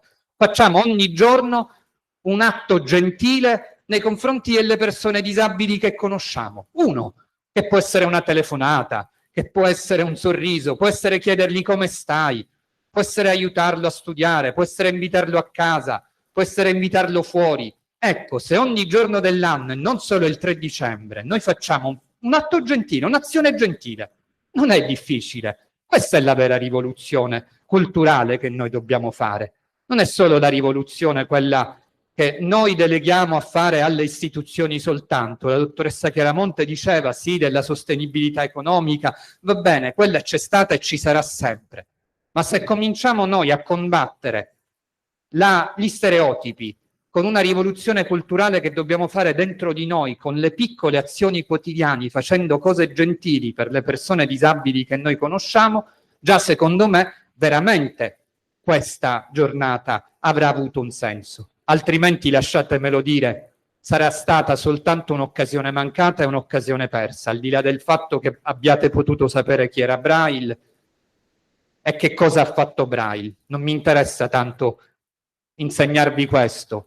Questo, se volete, lo possiamo fare, certo non ho la pretesa di insegnarvelo questo, con Gianluca possiamo fare anche un incontro dedicato, possiamo portare anche la tavoletta Braille, se a qualcuno può interessare, anche perché l'Unione Cechi fa anche dei progetti di volontariato. Ecco, anche questa può essere solidarietà concreta. Avvicinatevi a queste associazioni di disabili, fate del volontariato, fate del servizio civile, fate del servizio sociale, studiate non per soddisfare solo la vostra ambizione, ma studiate per renderle veramente migliore questa società. Se diventate professori, fate il sostegno, se diventate fisioterapisti, aiutate le persone disabili. Ecco, se la vostra ambizione personale sarà coniugata anche al dovere di solidarietà costituzionalmente sancito, ma fatto con azioni gentili ogni giorno, queste giornate non saranno solo dei rituali, delle cerimonie, ma saranno giornate che possono cambiare la vostra vita, e cambiando la vostra vita cambieranno la vita dei vostri compagni, delle vostre famiglie, della nostra città, del nostro Stato e del mondo intero. Grazie ancora Gianluca e complimenti a tutti. Ebbene sì, grande gemellone, questa è lezione di vita, cari fanciulli. Avete capito quanto è importante lui Braille? Questa, come vi dico spesso io, è luce che ritorna, la luce del cuore, la luce interiore. Quando vi dico che siete voi, soprattutto i testimoni di luce, queste candele accese nelle notte buie dei tempi che stiamo vivendo, significa questo, quel fuoco d'amore che deve ardere dentro di noi, quella vita piena, fatta di quei semplici gesti. Emanuele li ha chiamati gesti gentili, ma anche se fossero semplici. Ma vi assicuro che noi li abbiamo vissuti, sapete ragazzi, oggi ci vedete dirigenti scolastici, ma abbiamo vissuto momenti bui, in cui vi racconto un aneddoto della nostra vita. A 15 anni ci venne questa tegola della malattia. Abbiamo saputo di questa malattia, si creò il vuoto attorno a noi. Il vuoto. Prima eravamo amici, ma falsi amici. Oggi poi che si insiste sull'amicizia di Facebook che è basata su un like o su un follower, ma la vera amicizia è altro. La vera amicizia è esserci. Parlando di Heidegger, esserci con il cuore, con l'anima, con il corpo. Vi assicuro che in quei momenti anche una semplice chiamata, allora non esistevano gli smartphone, anche una semplice telefonata. Gianluca, Emanuele, che fa? Volete uscire? Volete andare con noi in discoteca? E insomma, forse l'avremmo gradito. Non fu così. Non fu così, ma ci siamo attrezzati grazie alla famiglia. La famiglia è fondamentale, quindi anche voi, quando ogni tanto rimbrottate, ce l'avete con i vostri genitori, ma ragazzi, questo è un altro tesoro. A proposito di inclusione, è un tesoro che dovete custodire in un mondo in cui la famiglia viene vista forse un po' da voi giovani come qualcosa di retrò, come qualcosa di démodé, come un valore superato, un valore che era del preside Rapisarda, ma ormai esistono nuovi modelli relazionali.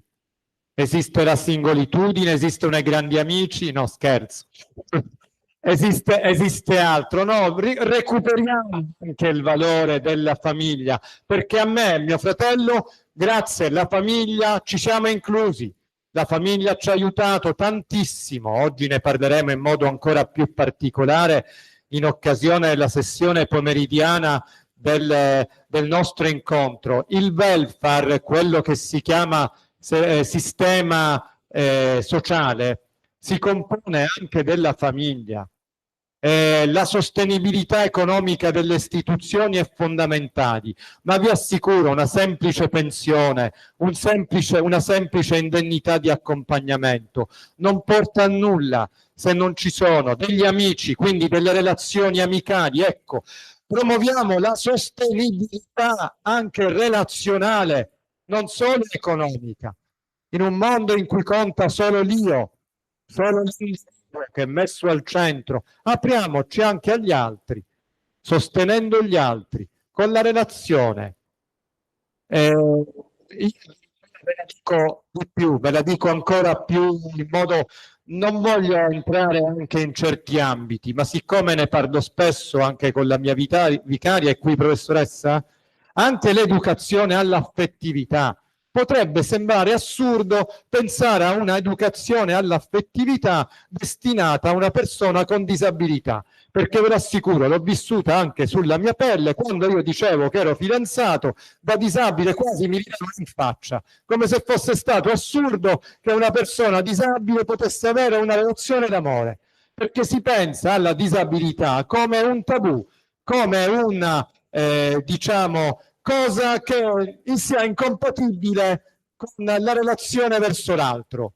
Figuriamoci se amorosa o addirittura sessuale. Si pensa ai disabili come a degli eterni Peter Pan, come a degli eterni bambini, alla ricerca continua di una relazione, ma che non avranno mai e che se l'avranno saranno estemporanee, e se che qualcuno sta con te è più pazzo di te, perché ha solo pietà. Non è così. Anche l'educazione all'affettività può essere fondamentale laddove alla sessualità, laddove, non lo dico io, ma l'Organizzazione Mondiale della Sanità, mi pare sì, nel 2001, disse che anche il diritto alla sessualità è un diritto umano, è un diritto fondamentale della persona, perché ricopre una dimensione centrale dell'individuo, di ogni individuo, anche con disabilità. Sono stanco di sentirmi dire che i disabili sono angeli asessuati o possono stare solo fra di loro. Si possono sposare i ciechi solo con i ciechi, i sordi solo con i sordi, eccetera. È assurdo. È una cosa, questa è la mia mission. Io sono, come Emanuele l'avete capito, molto credente. Credo che la vita sia missione. Se noi siamo nati, non siamo nati per caso, non siamo stati catapultati. Avete studiato Heidegger, ma ragazzi di quinta, lui dice che noi siamo stati catapultati in questo mondo, così, e siamo stati catapultati in un corpo che noi non abbiamo deciso di vivere perché non ci appartiene. Ma noi non siamo stati catapultati. Dissento assolutamente da questo modo di vedere la vita. Noi non siamo nati per caso, la nostra esistenza non è un caso. Noi viviamo perché Dio ci ama, perché Dio ci ha dato questo dono, che è la vita, che vale la pena di essere vissuta. E sapete come la dovete vivere voi? La dovete vivere come un dono. La vita è un dono. La vita è un dono, e vi assicuro, cari ragazzi, che a volte non vi piacete perché il capello non è a posto, perché vi vedete un po' più magri o vi vedete un po' più robusti, ma la vita ha un valore inestimabile, perché intanto tu vivi e la vita vale la pena di essere vissuta. Se sei disabile o non sei disabile, La vita è un dono, è un miracolo. Quando si parla oggi di eutanasia, eccetera, o di suicidio assistito, non voglio addentrarmi in questi discorsi assolutamente. Ovviamente, lungi da me pensare che bisogna accanirsi necessariamente e l'accanimento terapeutico è lontano 1000 miglia dal mio modo di pensare. Ma in ogni caso bisogna accompagnare, accogliere ogni forma di vita. L'inclusione è accoglienza, è amore per qualsiasi tipo di esistenza, perché l'esistenza va salvaguardata, va tutelata, va amata, perché noi siamo amati, ognuno di noi, io perché mi chiamo Gianluca, Emanuele perché si chiama Emanuele, Emma perché si chiama Emma, siamo chiamati e il Dio ci chiama il nome. Ci chiama Gianluca, ci chiama Emanuele, ci chiama Emma, e già questo per noi deve essere. Altro che, ma io non valgo nulla, ma che cosa andiamo dicendo? Noi valiamo, dice, ce lo facciamo questo applauso. Poi valiamo, ricordatevi che non siete il non ancora. E anche il futuro è queste mani a stringere lo smartphone. Oh, non usate gli occhi solo per guardare i frammenti velocissimi degli smartphone, fatelo pure, perché ormai ci fanno sentire nel mondo. Ma usate le vostre mani per tenderle verso gli altri, usate i vostri occhi per guardare l'altro, usate i vostri occhi per guardare il cielo, usate i vostri occhi, qua veramente ci voleva San Pier Giorgio Frassati, verso l'alto. E ci dice sempre, e ci diceva sempre, io ho gli occhi per guardare verso l'alto. Guardate verso l'alto, abbiate il coraggio di sognare, abbiate il coraggio di progettare una società migliore e voi siete i costruttori di pace della nostra società. Altro che la pace, quella fatta di interessi, quella non è vera pace. Quella è fatta, poi la pace è fatta solo sulla paura dell'altro è ancora peggio. La pace la facciamo noi quotidianamente con i nostri giorni, i nostri gesti semplici, gentili, cortesi, di solidarietà, di compassione, che non è avere pietà di una persona, mi fai pena, ecco, parliamoci chiaro, è compatire, entrare negli altri, condividere con loro gioie, ma anche sofferenze. Questa è la cultura dell'antiscarto, questa è la cultura della tenerezza, della vicinanza, di cui parlava sempre Papa Francesco e per fortuna anche Papa Leone. Ho letto ultimamente un suo discorso tenuto a giovani del Libano, bellissimo. Lui ha detto: riprendete una bellissima poesia di San Francesco d'Assisi. Sapete cosa diceva? Era molto semplice, ma si attaglia tantissimo alla giornata odierna. Allora, dove c'è odio, portate amore. Dove c'è discordia, portate unione. Dove c'è disperazione, portate gioia. Dove c'è tristezza, portate speranza. E allora voi dovete essere testimoni di speranza, e la speranza non è una parola vuota. Alcuni mi dicono: vabbè, chi di speranza vive, di speranza muore. No, la speranza non è un ingenuo ottimismo, non è un'attesa inoperosa. Sempre in questo discorso che io sposo in toto, Papa Leone ci dice che la speranza è prendere posizione.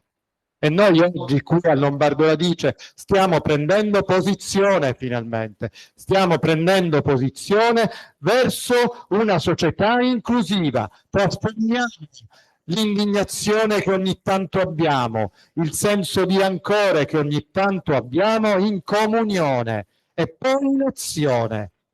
Questa è la vera rivoluzione, la rivoluzione dei fatti concreti.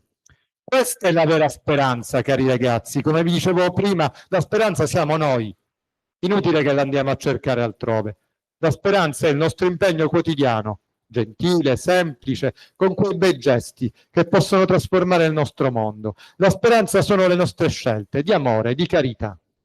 E questo, anche lì la carità non vediamola come qualcosa di negativo. Ah, io non lo faccio perché poi chissà che potrebbe pensare il mio amico di me, che sono un debole. Recuperiamo anche la filosofia della debolezza. San Paolo ci diceva che noi siamo forti perché siamo deboli, ma deboli nell'animo significa fragili, e fragilità significa sensibilità, che è l'arma che vince il mondo, la sensibilità. Questa è la vera arma, non è quella delle armi nucleari che il mondo ci vuol far credere.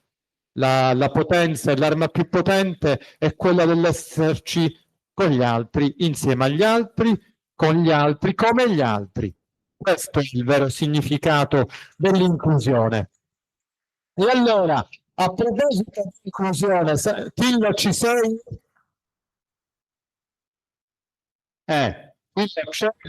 Se ci sei, metti un colpo. Ragazzi, è un orgoglio per noi avere il pilastro portante dell'inclusione scolastica in Italia, che è l'avvocato Salvatore Nocera. Un pezzo da 90. È saltato tutto. Vai. È saltato tutto. Ma sono bloccati, sì. Non capisco perché. Col filo non c'entra perché è il mouse. È saltato. Una notifica. Chiama, ultima chiamata ricevuta. Siamo 39 338 855 694. Ah, no, si vede o non si vede? Si vede tutto bloccato. Come mai? Proviamo a rientrare. Il link ce l'hai aperto sotto? Sì, lì.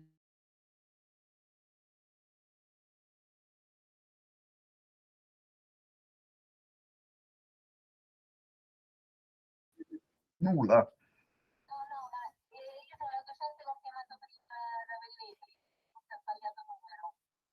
Ah, mi scusi, mi scusi. Mi scusi. Redazione di Sicilia. Telefono. Chiama Rapisarda. Chiamo Rapisarda cellulare.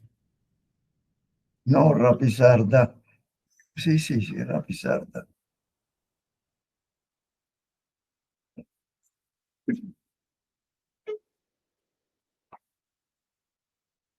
Ma com'è che è saltato? Non lo so. Alberto Gentile, è Sì. tutto bloccato.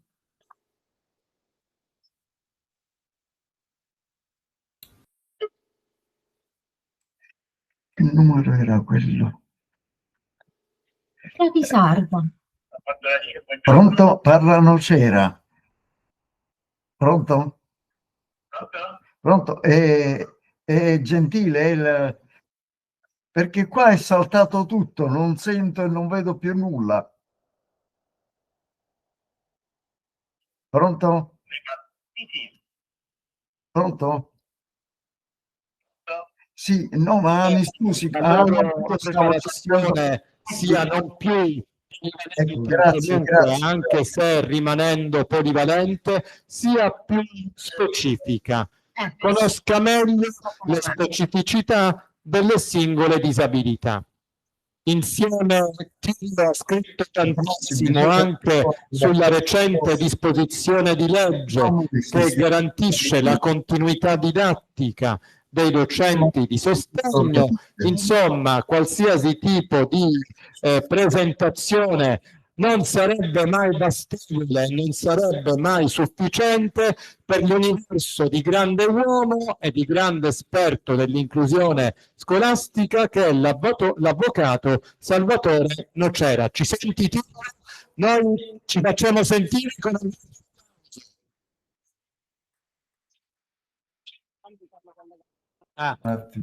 non ci ha sentito. Vabbè, ci ha sentito. Dove sei Tillo? Eccoci. Prego, scusate, era saltato tutto prima. Dalla tua Sicilia. Eccoci qua. Allora, in 20 minuti, cosa dirvi, ragazzi? Io vi posso dire che ho studiato da non vedente fino dalla scuola elementare. E ho studiato, ero a Gela, sono di Gela, poi sono andato a Roma dopo gli studi. Ebbene, i miei studi li ho fatti tutti con i miei compagni che mi aiutavano perché io non potevo leggere, non conosco il Braille perché i miei genitori non mi hanno montato l'istituto, era lì a Catania al Tondo Gioeni, quindi però non sono venuto per quello, e ho studiato con i miei compagni ho fatto tutti gli esami, venivano a casa a studiare o andavo a casa loro e così via. Quando dovevo fare le traduzioni c'era una mia professoressa che non era per niente specializzata, ma aveva una grande professionalità. Questa cosa faceva? Si sedeva accanto a me su una sedia, si metteva il vocabolario di latino o di greco sulle ginocchia e mi diceva: dimmi il nominativo della parola che ti serve, dimmi il paradigma del verbo che ti serve e io ti leggo tutto quello che c'è scritto sul vocabolario. Se me li dici sbagliati, io non parlo e tu ti attacchi. E questo mi ha aiutato moltissimo, cioè mi ha costretto a non chiedere compassione e pietà, a non chiedere aiuto quando uno può fare da solo. Quindi mi ha costretto anche ad essere responsabile e questo mi ha aiutato poi anche all'università che ho fatto a Roma in giurisprudenza e l'ho fatto sempre con i colleghi universitari che leggevano per me, insieme a me. Leggevamo insieme tutti i libri delle varie discipline e così sono arrivato sino alla laurea. Quindi ecco un consiglio che mi permetto di darvi. Adesso con l'intelligenza artificiale di cui abbiamo sentito un'ottima illustrazione, c'è la probabilità, o anche meglio la possibilità, di fare poco, di lavorare poco, perché uno potrebbe anche farsi fare una traduzione dall'intelligenza, farsi fare un compito dall'intelligenza artificiale. Però se ci dovessimo abituare a far fare all'intelligenza artificiale quello che possiamo fare noi, beh, guardate che ci abitueremmo in modo sbagliato perché diventeremmo dipendenti dall'intelligenza artificiale. Invece bisogna abituarsi a darsi da fare secondo le proprie possibilità e le proprie capacità. Io da quando poi ho conosciuto l'uso del computer sono diventato praticamente autonomo, perché io scrivo i miei libri, i miei articoli, il mio lavoro lo faccio tutto col computer, c'ha la sintesi vocale per cui tutti i tasti che tocco mi dice in voce che lettera dell'alfabeto o che numero è e riesco a lavorare benissimo. Questo mi ha permesso allora, oltre che di fare un po' di pratica di avvocato, ma ho anche insegnato diritto ed economia negli istituti tecnici commerciali. Poi nell'82, siccome mi interessava molto questa materia, ho chiesto di andare come docente presso il Ministero utilizzato per occuparmi proprio della normativa dell'inclusione scolastica. Guardate, sta facendo la normativa è una cosa importantissima. Quando è che è cominciato il discorso della normativa? Perché guardate che sino agli anni 60, fino al 67, 66, 67, 68, esistevano le scuole per i ciechi, le scuole per i sordi, cioè scuole cosiddette speciali, in cui andavano tutti i ragazzi con la stessa tipologia di disabilità. Nel 68, voi sapete che il 68 è stato l'anno della grande contestazione anche studentesca, o forse prima di tutto studentesca, dicendo che la scuola come andava era ripetitiva, non teneva conto dell'impegno dei giovani e era troppo noiosa perché era dalla cattedra e basta.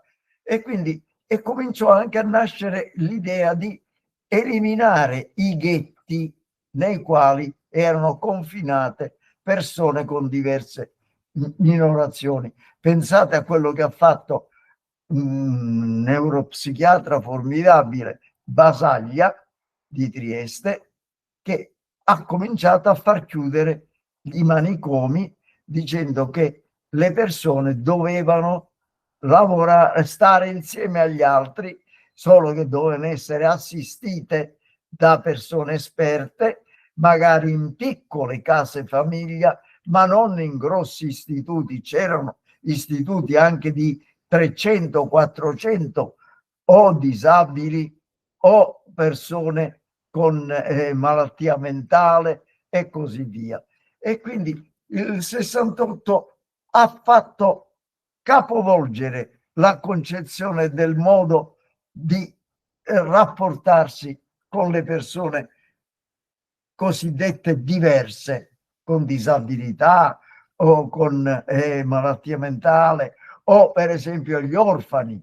Anche gli orfani erano confinati in istituti solo per loro a studiare e così via. Ecco, si cominciò a inserirli nella società, è cominciato quindi l'inserimento nelle scuole, poi è divenuta integrazione nelle scuole e è avvenuta poi anche la normativa a regolamentare tutto questo. E abbiamo avuto delle leggi molto importanti, ma quello che ci ha aiutato più di tutto è stata la magistratura, soprattutto la Corte Costituzionale. Perché?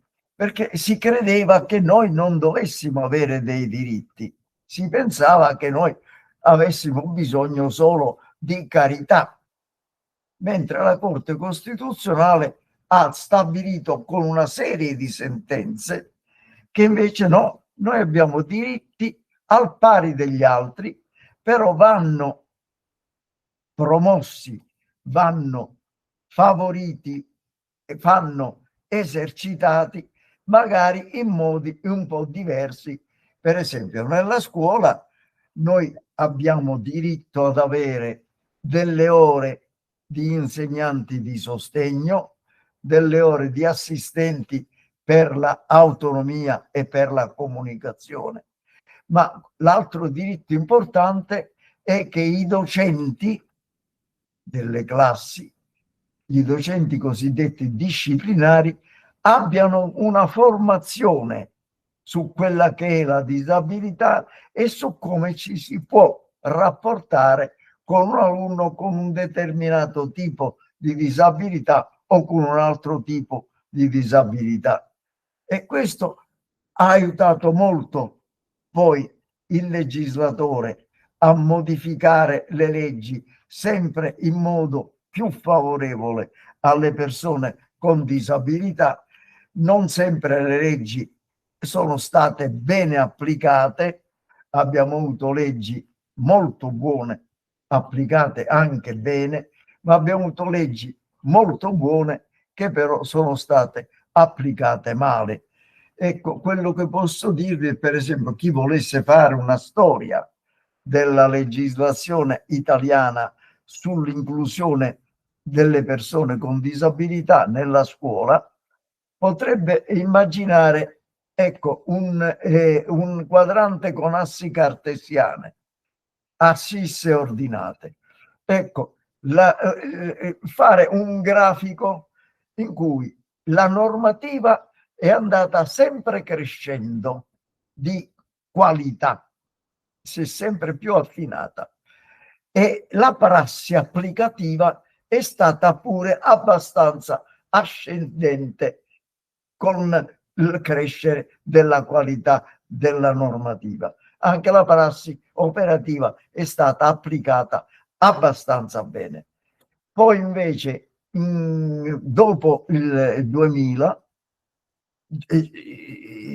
praticamente nei primi anni del nuovo millennio invece c'è stato un po' di calo di interesse e di attenzione, e quindi non solo è calato la normativa di qualità, ma è calata anche la prassi applicativa. Quindi gli alunni con disabilità non venivano sufficientemente avvantaggiati con prestazioni di loro disponibilità. C'è stato un numero di insegnanti di sostegno che si è andato riducendo, e anche la preparazione di questi insegnanti per legge è stata ridotta. Nel 2009 abbiamo avuto invece un'impennata nella normativa, perché è stata approvata la Convenzione delle Nazioni Unite sui diritti delle persone con disabilità. E qui è stato introdotto un concetto nuovo che già è stato esposto a voi, cioè quelle delle barriere e quello dei facilitatori. Cioè, sino ai primi anni 2000, il concetto di persona con disabilità era basato e coincideva praticamente con la propria disabilità. C'era il cieco, c'era il sordo, cioè la persona coincideva con la propria minorazione. Quindi era la minorazione che bisognava cercare di superare tramite ausili, sussidi e così via. Ma era la persona che si doveva riunire agli altri, integrare con gli altri.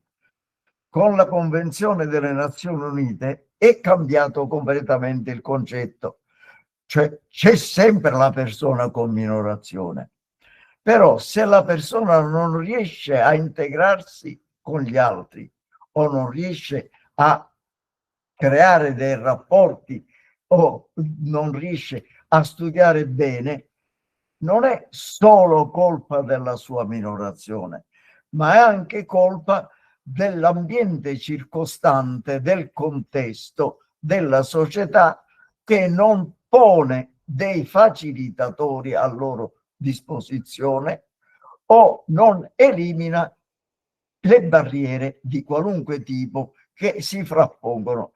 L'esempio più banale è quello delle barriere architettoniche, chiaramente.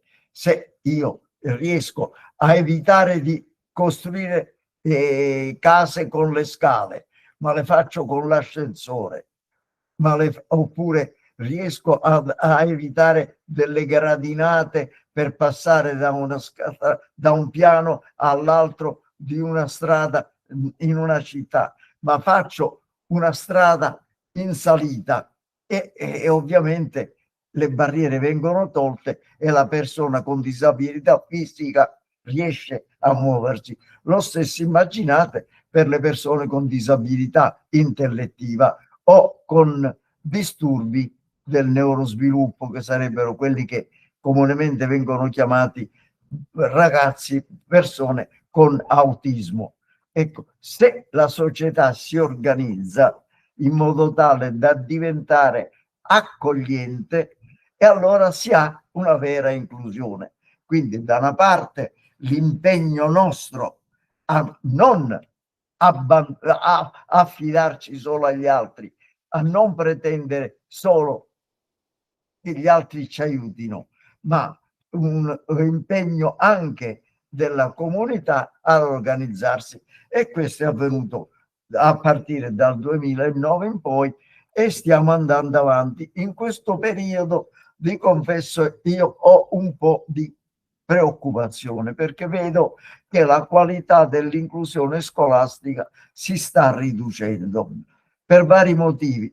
Intanto i corsi di formazione universitari per i docenti, curricula per i docenti disciplinari, non hanno acquisito quel numero di informazioni e di notizie che permettono ai futuri docenti di sapere come comportarsi con ragazzi con disabilità in classe.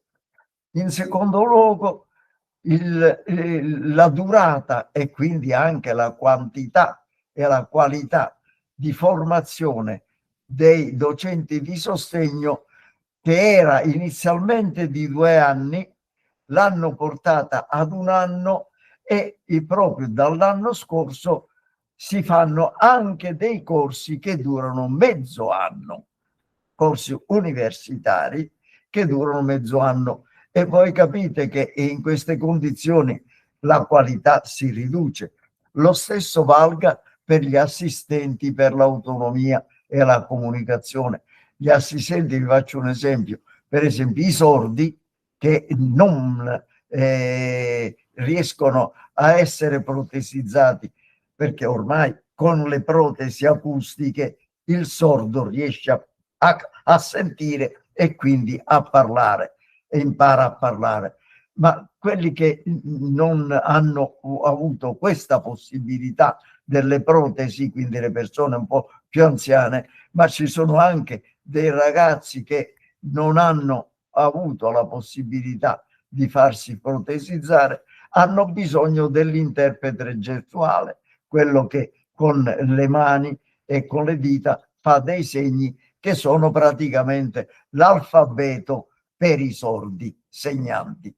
Ecco, se noi non avessimo la preparazione adeguata degli assistenti, un ragazzo sordo in classe non capisce nulla e quindi per lui è sprecato quel tempo. Quindi, come vedete, è necessario che ci sia questo coinvolgimento maggiore a livello culturale da parte del Ministero per fare in modo che la cultura dell'inclusione sia sostenuta da una buona preparazione dei docenti, da una buona preparazione degli assistenti. Ci sono poi vari problemi organizzativi. Ecco, il preside mi chiedeva di accennare alla cattedra inclusiva, che so io, ma credo che a voi queste cose interessano di meno, sono cose un po' più tecniche e quindi le lasciamo. Ci sono in sala anche docenti di sostegno. Sì, lo so, ma io sto parlando prevalentemente agli Poi ti estorcerò invece un altro incontro, va bene? Esatto. E allora, per concludere, anch'io sono dell'idea che di fronte alle difficoltà non ci si debba fermare. Anch'io sono dell'idea che si debba continuamente insistere per migliorare la società e migliorare la realtà. Vi confesso, in questo ultimo periodo io sono un po' in depressione, proprio perché vedo che la normativa della quale mi occupo da sempre sta un po' scadendo e anche la prassi applicativa di conseguenza non va come dovrebbe andare. L'ultima legge importante che è stata fatta è il decreto 62, un decreto legislativo del 2024, che riguarderebbe il progetto di vita globale delle persone con disabilità, un progetto di vita per quanto possibile indipendente, e sono previsti accordi tra enti locali, ASL e scuola per la fase dell'età evolutiva, accordi poi tra enti locali e mondo del lavoro e organizzazioni di terzo settore, cioè cooperative e associazioni, per l'inserimento lavorativo o, per i casi molto gravi in cui questo non sia possibile, garantire una vita serena di tempo occupazionale, per esempio presso un po' dei centri diurni in cui però ci siano anche persone senza disabilità, attività sportive, e si fa parecchio sport, si fa turismo. Io ho avuto un amico carissimo, purtroppo di recente scomparso, che era completamente cieco, e lui ha imparato a sciare e faceva sci in discesa, come con una persona che lo seguiva con una radiolina ricetrasmittente, e quello di dietro gli diceva vai a destra, vai a sinistra, fermati, eccetera. E lui in questo modo ha sciato benissimo. Ha voluto pure imparare a fare il nuoto subacqueo, e in questo modo addirittura poi ha fatto, ovviamente con una persona che lo teneva con una mano e loro nuotavano, e in questo modo ha avuto anche di questa possibilità. Quindi ci sono le possibilità per migliorare, però ripeto, io devo dirvi che dobbiamo andare avanti, sperare contra spam, come diceva Gramsci, avere anche il pessimismo della ragione, perché uno vede le cose che vanno male, ma avere l'ottimismo della volontà, perché è questo che ci aiuta ad andare avanti. Auguri per voi, per la vostra vita. Voi troverete certamente delle difficoltà, ma se avete fiducia in voi stessi innanzitutto e fiducia nella normativa, che va sempre adeguata al miglioramento della libertà, del diritto di democrazia per tutti, io credo che riuscirete ad avere delle soddisfazioni nella vita. Auguri ancora. Un applauso grandissimo all'avvocato Salvo Nocera. Dillo, consentimi, allora intanto non devi essere in depressione, perché ti assicuro, lo vivo quotidianamente qui a scuola. Questa presunta generazione zero, Z, come la chiamano, è in realtà una generazione plus, è una generazione con una marcia in più. Ti assicuro che io lo vedo sulla mia pelle, sono giovani vogliosi di cambiare la società in senso sempre più inclusivo. Quindi dobbiamo essere sicuramente ottimisti, cautamente ottimisti. E poi una seconda e ultima cosa te la devo dire: grazie per quello che hai fatto e che continui a fare e che continuerai a fare per la cultura dell'inclusione. Se oggi la cultura dell'inclusione in Italia non è ipocrisia, non è un traguardo simbolico, ecco, ma può essere raggiunto in modo concreto, lo dobbiamo anche e grazie soprattutto alle tue continue battaglie, al tuo coraggio. Io consentimi mi sento un nano sulla spalla del gigante, che quelle sono le tue spalle gigantesche, per cui se oggi di inclusione si può parlare a caratteri constati, persino ai non vedenti, grazie al tuo semplice ma indispensabile contributo. E vai per la serie. Noi ora stiamo calando gli assi. Voi sapete giocare a briscola? I grandi in tutti i sensi, soprattutto i ragazzi delle quinte avrete sicuramente sentito parlare di prove invalsi. Ecco, oggi sì, perché si sente male di passare il microfono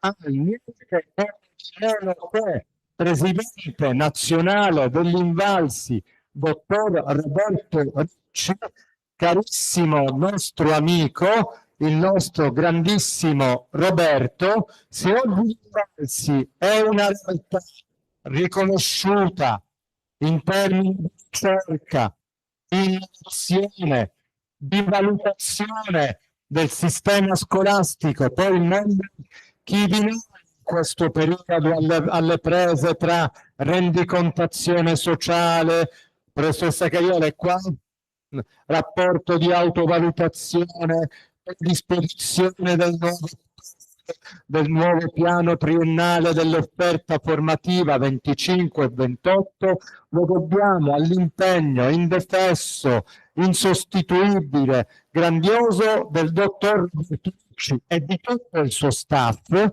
ovviamente, di tutti i ricercatori che lavorano perché la valutazione del sistema scolastico in Italia si sedimenti sempre di più, non come qualcosa che rientri nell'adempimento formale, nella logica della esecutività, ma come un asset, come una leva strategica per migliorare l'intero sistema scolastico.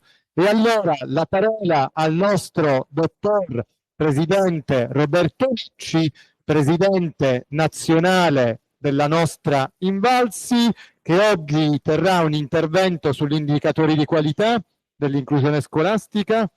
Ok, Roberto, un abbraccio e tanti saluti, con un applauso grandissimo da parte del liceo Lombardo Radice di Catania. Grazie per questo invito, grazie per queste parole sin troppo generose. Io sono molto lieto di essere qui, soprattutto piacevolmente sorpreso che ragazzi e ragazze delle vostre età siano coinvolti su un tema anche così complesso, così delicato, che richiede anche una riflessione profonda. E questo dimostra che poi i ragazzi e le ragazze sono gli interlocutori giusti per passare il testimone su un tema così importante come quello dell'inclusione. E quindi anch'io, come diceva il nostro dirigente, invito il relatore che mi ha preceduto all'ottimismo. Intanto perché il pessimismo è un lusso che non ci possiamo permettere, come diceva la Montalcini, ma poi perché ci sono anche degli elementi a mio modesto avviso, sui quali riflettere positivamente. Questo non ci però deve portare a trascurare il fatto che ci sono anche dei motivi di preoccupazione. Io vorrei, come dire, allargare un pochino il punto di vista facendo tesoro di una conversazione fatta con alcuni ricercatori anche a livello internazionale proprio su questi temi. Intanto dovete, credo come forse già sappiate, da questo punto di vista l'Italia rappresenta un'avanguardia e molto spesso noi ci lamentiamo o ci preoccupiamo, anche giustamente spesso, che il nostro paese, non dico che sia il fanalino di coda, ma insomma non se la cavi molto bene nei confronti con gli altri paesi. Beh, ecco, sul tema dell'inclusione invece l'Italia rappresenta un'avanguardia e questa è anche una grande responsabilità, perché chi rappresenta l'avanguardia deve avere anche la lucidità di guardare ciò che non ha funzionato e quindi cercare di migliorare. I grandi cambiamenti che noi stiamo vivendo, secondo me, sfumano un pochino il concetto di inclusione potenziandolo. Cosa intendo dire? Perché lo potenziamo e perché lo sfumiamo? Perché oggi come oggi il tema dell'inclusione riguarda tutti e va inteso a 360 gradi. E oltre le necessarie, fondamentali, utilissime misure per tutti, perché vivere in una società inclusiva è estremamente educativo per tutti, perché non ci dimentichiamo mai che la forza di una catena è data dalla forza di tutti gli anelli che la compongono, e quindi ci rende forti tutti, non solo i diretti immediati destinatari, ma credo oggi l'inclusione debba garantire a tutti e a ciascuno buoni livelli di apprendimento, ovviamente misurati e calibrati secondo le necessità di tutti e di ciascuno, ma visto che voi vi apprestate a terminare il vostro percorso di scuola superiore, per esprimerci così, io credo che questo sia molto importante anche per voi, per tutti, per nessuno escluso. La migliore forma di inclusione che una scuola può garantire a voi è garantirvi buoni, scusatemi, apprendimenti. E questo è un dovere della scuola, un vostro diritto, ma anche un vostro dovere. Se non piace, ma io credo che una società inclusiva debba essere anche in grado di parlare dei doveri che voi avete nei confronti della società. Cambio il microfono. Grazie. Sì, forse vado con questo? Ecco, perfetto. E credo che questo emerga molto chiaramente dagli esiti delle prove invalse che vi accingete a fare da qui a qualche mese. Oltre ad essere un requisito d'ammissione, quindi come tutti i requisiti vanno, come dire, rispettati, però è importante che la scuola vi metta in condizione di raggiungere buoni livelli di apprendimento, ma ripeto, questa è una parte della storia, l'altra parte è quella in capo a voi, il dovere di capitalizzare questa grande risorsa che avete. Oggi come oggi, la nostra società, in tutte le sue articolazioni, quindi anche in questa scuola, sta compiendo dei passi avanti enormi per garantire a tutti voi la possibilità di rimanere a scuola e raggiungere un diploma. All'inizio degli anni 2000, quindi non 200 anni fa, più o meno quando siete nati voi, e i vostri genitori, come dire, cominciavano a pensare a voi, un ragazzo o una ragazza su 4 abbandonava la scuola prima di raggiungere il diploma, condannandosi nella maggior parte dei casi alla marginalità. Oggi quel numero non è più 1 su 4, ma è meno di 1 su 10. Questo è un grandissimo risultato. È un risultato enorme che la società vi ha garantito, ci ha garantito. Per me questo è un ottimo indicatore di inclusione. È un ottimo indicatore di inclusione. Ovviamente è come dire, adesso tocca a noi fare la nostra parte. Per fare questo, tutti noi stiamo impiegando tantissime risorse e mai abbastanza. Però è come dire, la società sta mettendo in campo tante risorse, è nostro dovere farlo, ma è anche vostro dovere utilizzarle al meglio. Quindi io credo che un altro indicatore di inclusione sia uscire da questa idea di infantilizzazione della scuola e chiamarci tutti, voi siete adulti, perché molti di voi già voteranno, stanno andando a votare fra qualche... hanno già votato, ecco. Quindi siete per la società cittadini a pieno titolo. Quindi questo pone sulle vostre spalle tutta una serie di diritti, ma anche una serie di doveri di reciprocità. Ecco, per me un ottimo indicatore di qualità è garantire a tutti e a ciascuno almeno livelli di apprendimento adeguati. E invalsi, ovviamente su mandato della legge, perché è la legge che dà questi mandati, e non ci dimentichiamo che la legge non è qualcosa di astratto, è l'espressione della volontà della collettività. La legge è quello che attraverso la maggioranza parlamentare che abbiamo votato noi, almeno come collettività, definisce come posso dire, l'orizzonte verso il quale tendere. Bene, ecco, la legge ci dice al termine del quinto anno i ragazzi e le ragazze dovrebbero saper fare questo, questo, questo e questo.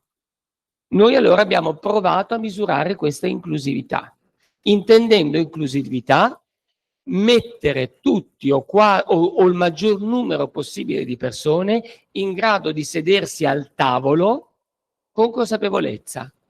Oggi, più di ieri, uscire da qui senza competenze adeguate è come uscire dallo studio del medico contenti che il medico non si è accorto che noi abbiamo una malattia.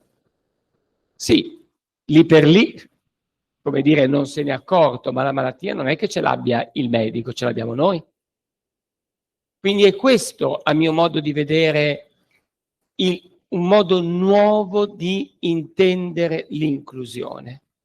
Ovviamente questo, come è stato giustamente detto, in un quadro normativo che ci educa tutti a essere, come dire, a viaggiare tutti insieme. La sfida non è abbassare i livelli di apprendimento perché stiamo allargando la platea dei destinatari, ma mantenere questi livelli di apprendimento allargando la platea dei destinatari, distinguendo ciò che è, come ai miei tempi si sarebbe detto, piave irrinunciabile. Capisco che per voi forse è un'espressione un po' obsoleta, un po' antiquata, cioè come dire una linea irrinunciabile, e questo deve essere garantito a tutti e a tutti, e quello che magari può essere invece un qualcosa di più.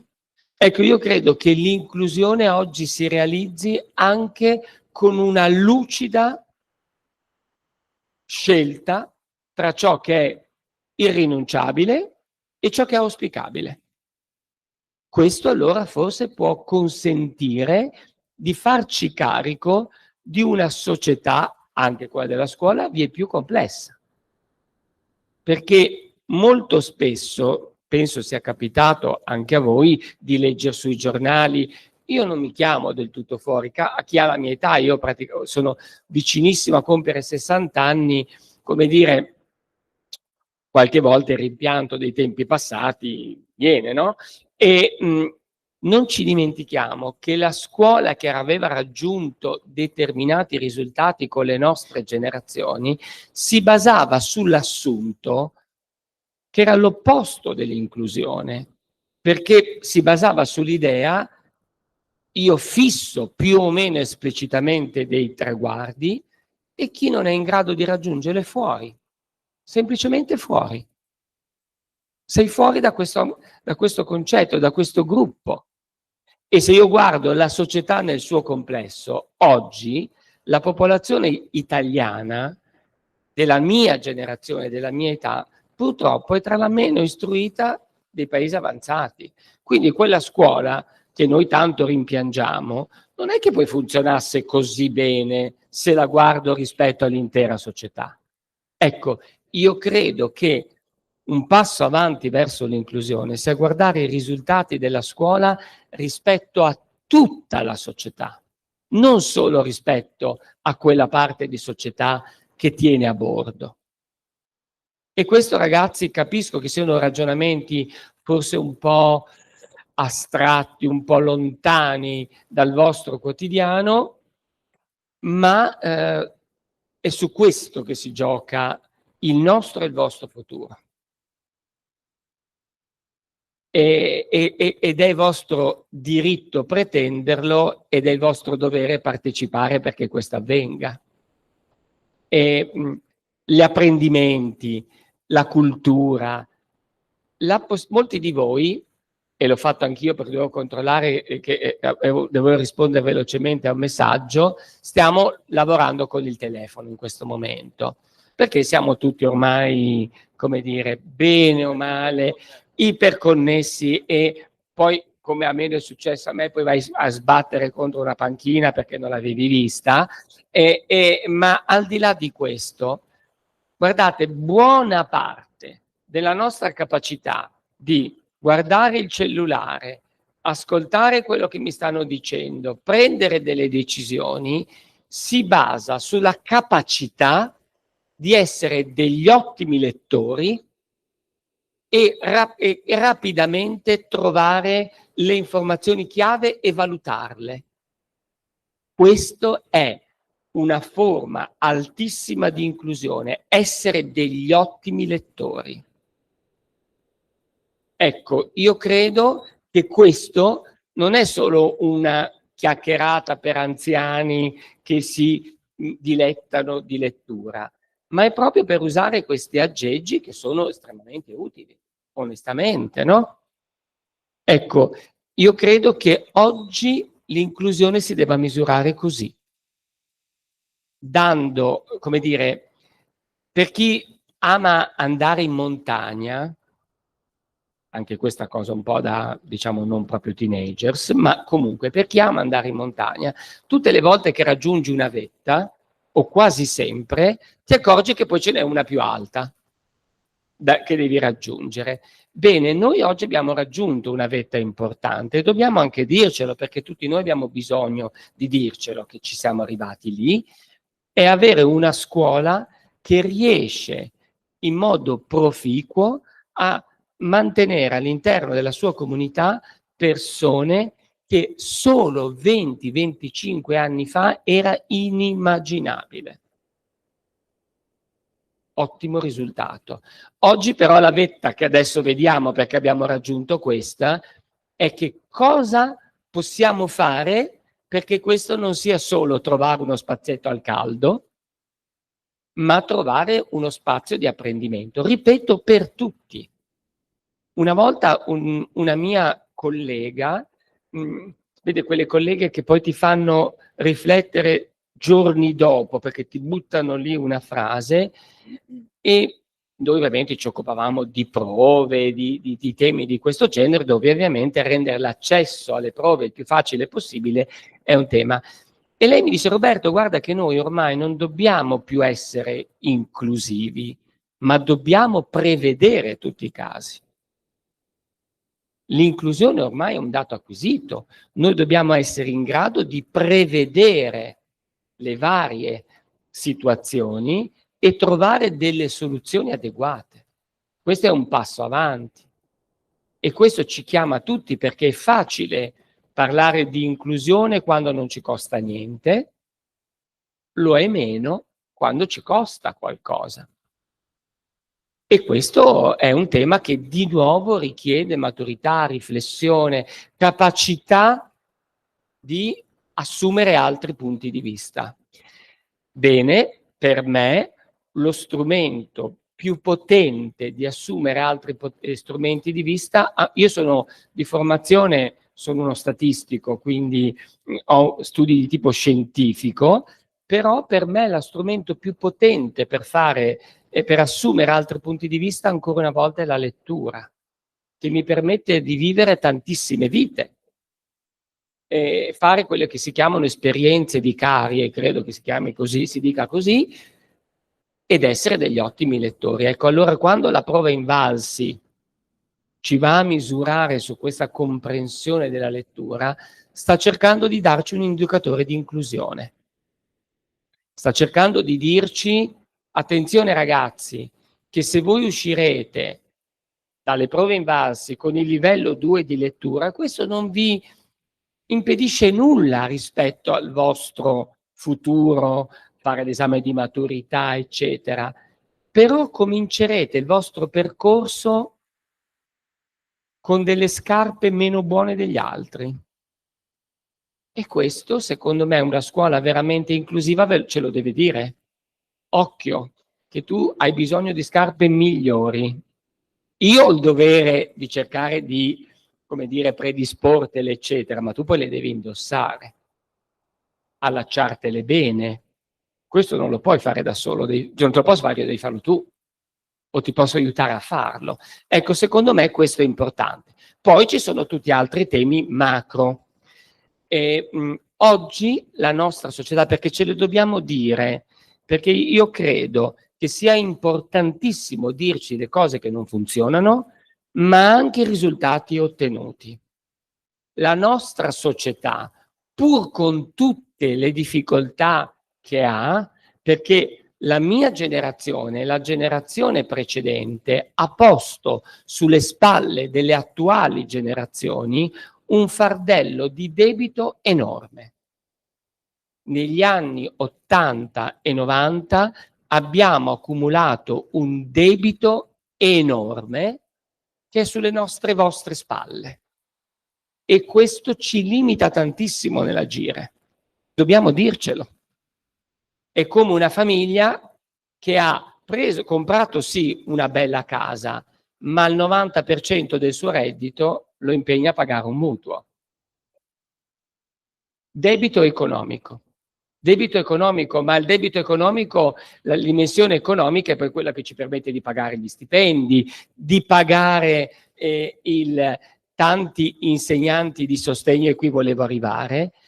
Nonostante questo vincolo, la nostra società è riuscita a trovare la forza, e credo di questo ce ne dobbiamo dare atto, nonostante una popolazione scolastica, perché i ragazzi e le ragazze, ahimè, sono sempre meno, in forte calo, un numero di insegnanti di sostegno in fortissima crescita. Noi siamo passati a poche decine di migliaia alla fine degli anni 90 a oltre 200.000 oggi. Però scusi, poi dopo se non la sentono, adesso arriviamo. Sono a disposizione per risponderle. E si può fare meglio? Assolutamente sì, però dobbiamo dircelo. I nostri padri e i vostri padri e le vostre madri hanno consentito questo. Si può fare meglio, certo, però tanto è stato fatto. 200.000 insegnanti. Allora, se questo non ne abbiamo contezza, saremo sempre portati anche a deprimerci, no? Io invece credo che serva un vigile richiesta di migliorare, sempre, però anche nella consapevolezza della strada che abbiamo fatto. Ecco, secondo me l'inclusione si misura in questo modo, stando tutti insieme, non avendo paura dei risultati anche diversi, a condizione che ci chiariamo che cos'è irrinunciabile e cosa invece può essere declinato in modo diverso. Per me, se sono, come dire, molto portato in una determinata direzione o molto interesse a una determinata direzione, ci può stare che in altri contesti raggiunga risultati magari non eccellenti, ma non sotto una certa soglia. Se non ho un interesse, mi immagino come possa a volte venire in una scuola con gli indirizzi come questa, non uno spiccatissimo interesse per la matematica, d'accordo, peccato perché vi perdete una parte della cultura bellissima, ma ci sono degli elementi irrinunciabili per tutti, che fanno parte del nostro essere autonomi. Ecco, per me l'inclusione si misura così, elevando il numero di studenti che raggiungono questi livelli. Poi senza dubbio ci dobbiamo chiedere il perché a volte questo non succede. Le responsabilità sono diffuse, il più delle volte esterne all'ambiente che viviamo, ma parte è anche nelle nostre mani e comunque non ci giustifica derubricare gli obiettivi. Ecco, io credo che qui si giochi il nostro e soprattutto il vostro futuro. Quindi l'inclusione si deve misurare, perché i vostri genitori, noi come genitori, come nonni, e ci dobbiamo sempre porre il tema, i nostri sforzi hanno un ritorno? un riconoscimento, perché dobbiamo scegliere tra sforzi alternativi. Ecco, per me una delle misure è proprio questo: apprendimenti di qualità, responsabilità ed impegno di tutti. Grazie. Benissimo. Bene, bene, bene. Non avevamo dubbi, ovviamente grazie Presidente per la tua vicinanza, per il tuo esserci. Io te la getto lì perché sono quello sempre delle richieste estemporanee. Questo istituto sta provando una sperimentazione sulle prove invalsi con un focus specifico con l'uso dell'intelligenza artificiale. Di questo ringrazio la professoressa Ciancio e la professoressa Bonaccorso. Sarebbe bello che i risultati di questa nostra sperimentazione, se tu lo riterrai opportuno, magari poi ne possiamo anche parlare, ci possiamo anche sentire e confrontare su questo, diventassero oggetto di studio e di ricerca da parte dell'Invalsi e poter essere anche condivisi e scambiati anche con altre istituzioni scolastiche italiane. Noi avvieremo in questi mesi, grazie alla collaborazione con il Dipartimento di Ingegneria, questa sperimentazione. Sarebbe bello che il Liceo Lombardo Radice fosse così, diventasse una scuola pilota per sperimentare, diciamo, nuove frontiere delle prove invalsi anche attraverso un uso eticamente responsabile dell'intelligenza artificiale. Quindi ti ringraziamo nuovamente con un grande applauso. Allora, poiché io sono democratico, ma il tempo è tiranno, diciamo che noi dovremmo chiudere alle 13. Perché? Perché abbiamo preparato per gli amici un frugale, vedete voi, un lunch break, coffee break, rischieremmo di farlo freddare se non riuscissimo a chiudere per le 13, quindi se i rappresentanti d'istituto e Piero condividono, non me ne vogliano, postergerei i loro interventi nella sessione pomeridiana della nostra riunione. Noi oggi, Presidente, non ci siamo fatti mancare mai nulla. Oggi è una giornata di festa, quindi avremo poi anche una sessione pomeridiana con interventi di associazioni, del terzo settore, del mondo dello sport, testimonianze concrete di atleti paraolimpici, per vivere concretamente l'inclusione a 360 gradi. Mi scuso per l'attesa, gli amici di ANQUAP, siete qui? Dottoressa Di Mauro e dottoressa Patti.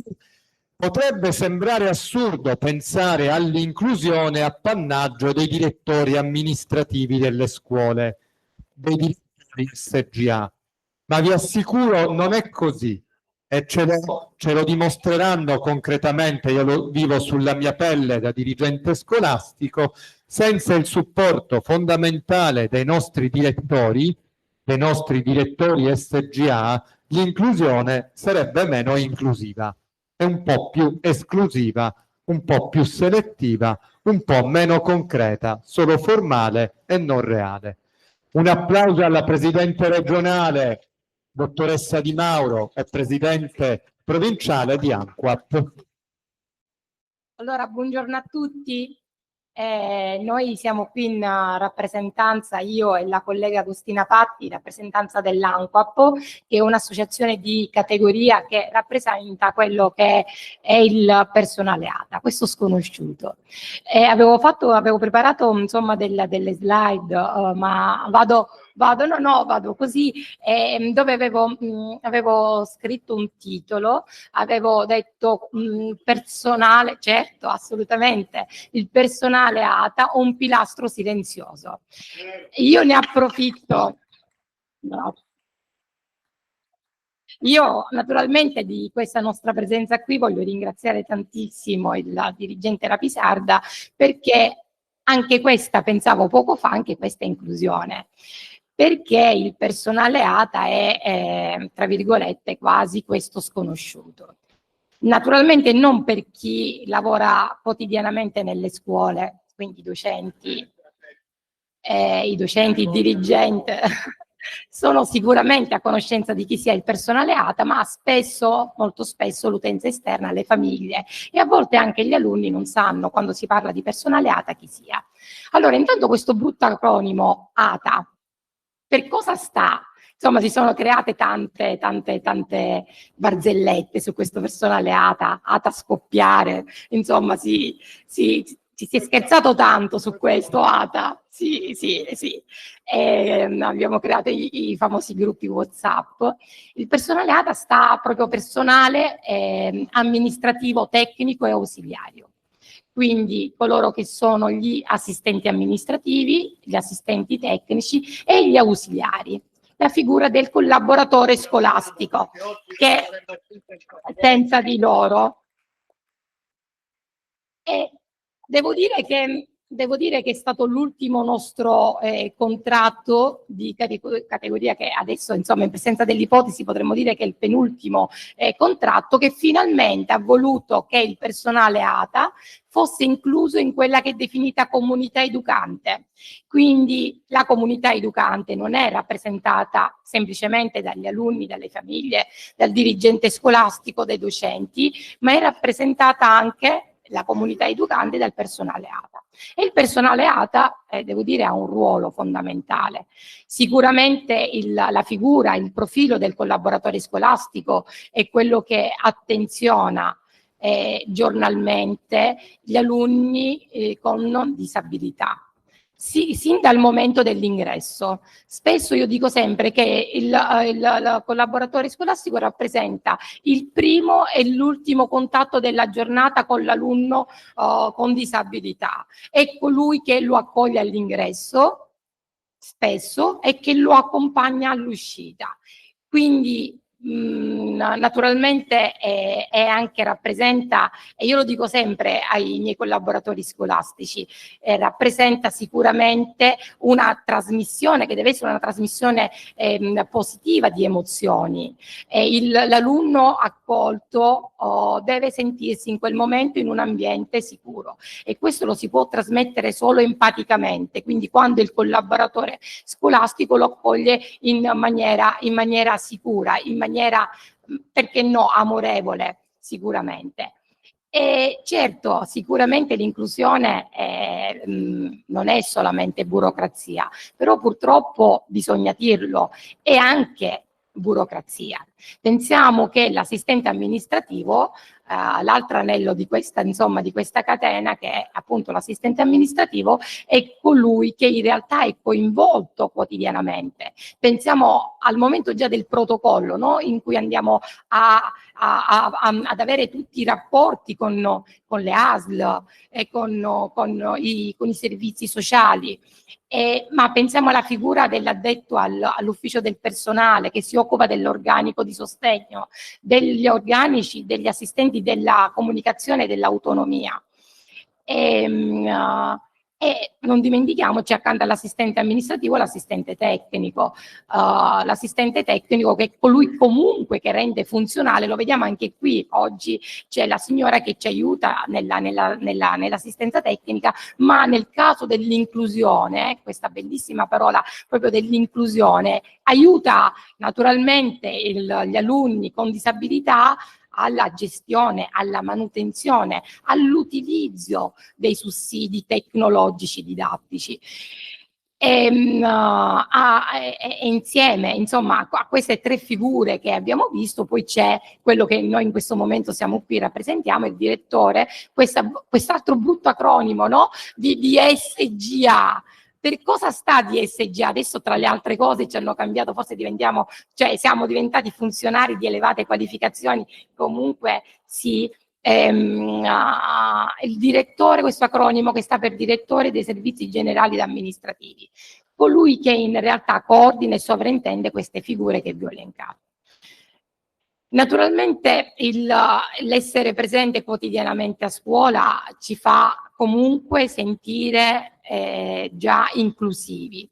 Io chiedo sempre che comunque l'ordinamento, il legislatore si accorga sempre della presenza del personale ATA perché diciamo intervenga soprattutto per quanto riguarda la formazione, cioè che la formazione non sia dedicata solamente al docente di sostegno, ma che sia dedicata soprattutto al collaboratore scolastico, ma perché no anche agli assistenti tecnici amministrativi e al DSGA, perché se in realtà vogliamo completamente realizzare questa, diciamo, l'inclusione scolastica, è necessario che tutte le figure vengano coinvolte nella gestione, nella dedizione del nostro lavoro a chi in realtà adesso insomma chiamiamo come alunno incluso. Grazie per l'attenzione. Grazie a te Rosa. ANQUAP è fondamentale perché ha ragione Rosa, silenzioso. Sai, ti devo dire, in questa scuola non tanto, ma direi in tutte le scuole dove ho diretto. È fondamentale la presenza del personale ATA e di te e di voi direttori, soprattutto anche nella tua scuola, l'Istituto Archimede, che è una scuola che si distingue a Catania sul fronte dell'inclusione scolastica. Quindi un nuovo grande applauso ad ANQUAP per quello che fa quotidianamente anche in termini di inclusione. E adesso, nel ringraziare tutti voi, gli studenti e le studentesse e gli studenti per la pazienza, per l'impegno, per l'attenzione, per la cura, per una giornata che abbiamo detto non deve essere solo celebrativa ma concreta, vi volevo salutare tutti i prestigiosi ospiti, anche i professori intervenuti e chi ci ha seguito tramite la diretta Facebook. Ultimo ma non ultimo, un saluto di vero cuore, un ringraziamento affettuoso, speciale a New Sicilia, che ha voluto scommettere e investire su di noi, perché vi saluto con il nostro motto e saluto anche New Sicilia sperando che sia la prima, in questo caso sperimentale, ma che poi diventi ordinaria, di tante altre dirette Facebook da Lombardo Radice di Catania. Ragazzi, un mondo inclusivo non è solo un sogno lontano, ma è un obiettivo concreto, reale, soltanto se però lo costruiamo insieme. E allora, evviva, è sempre...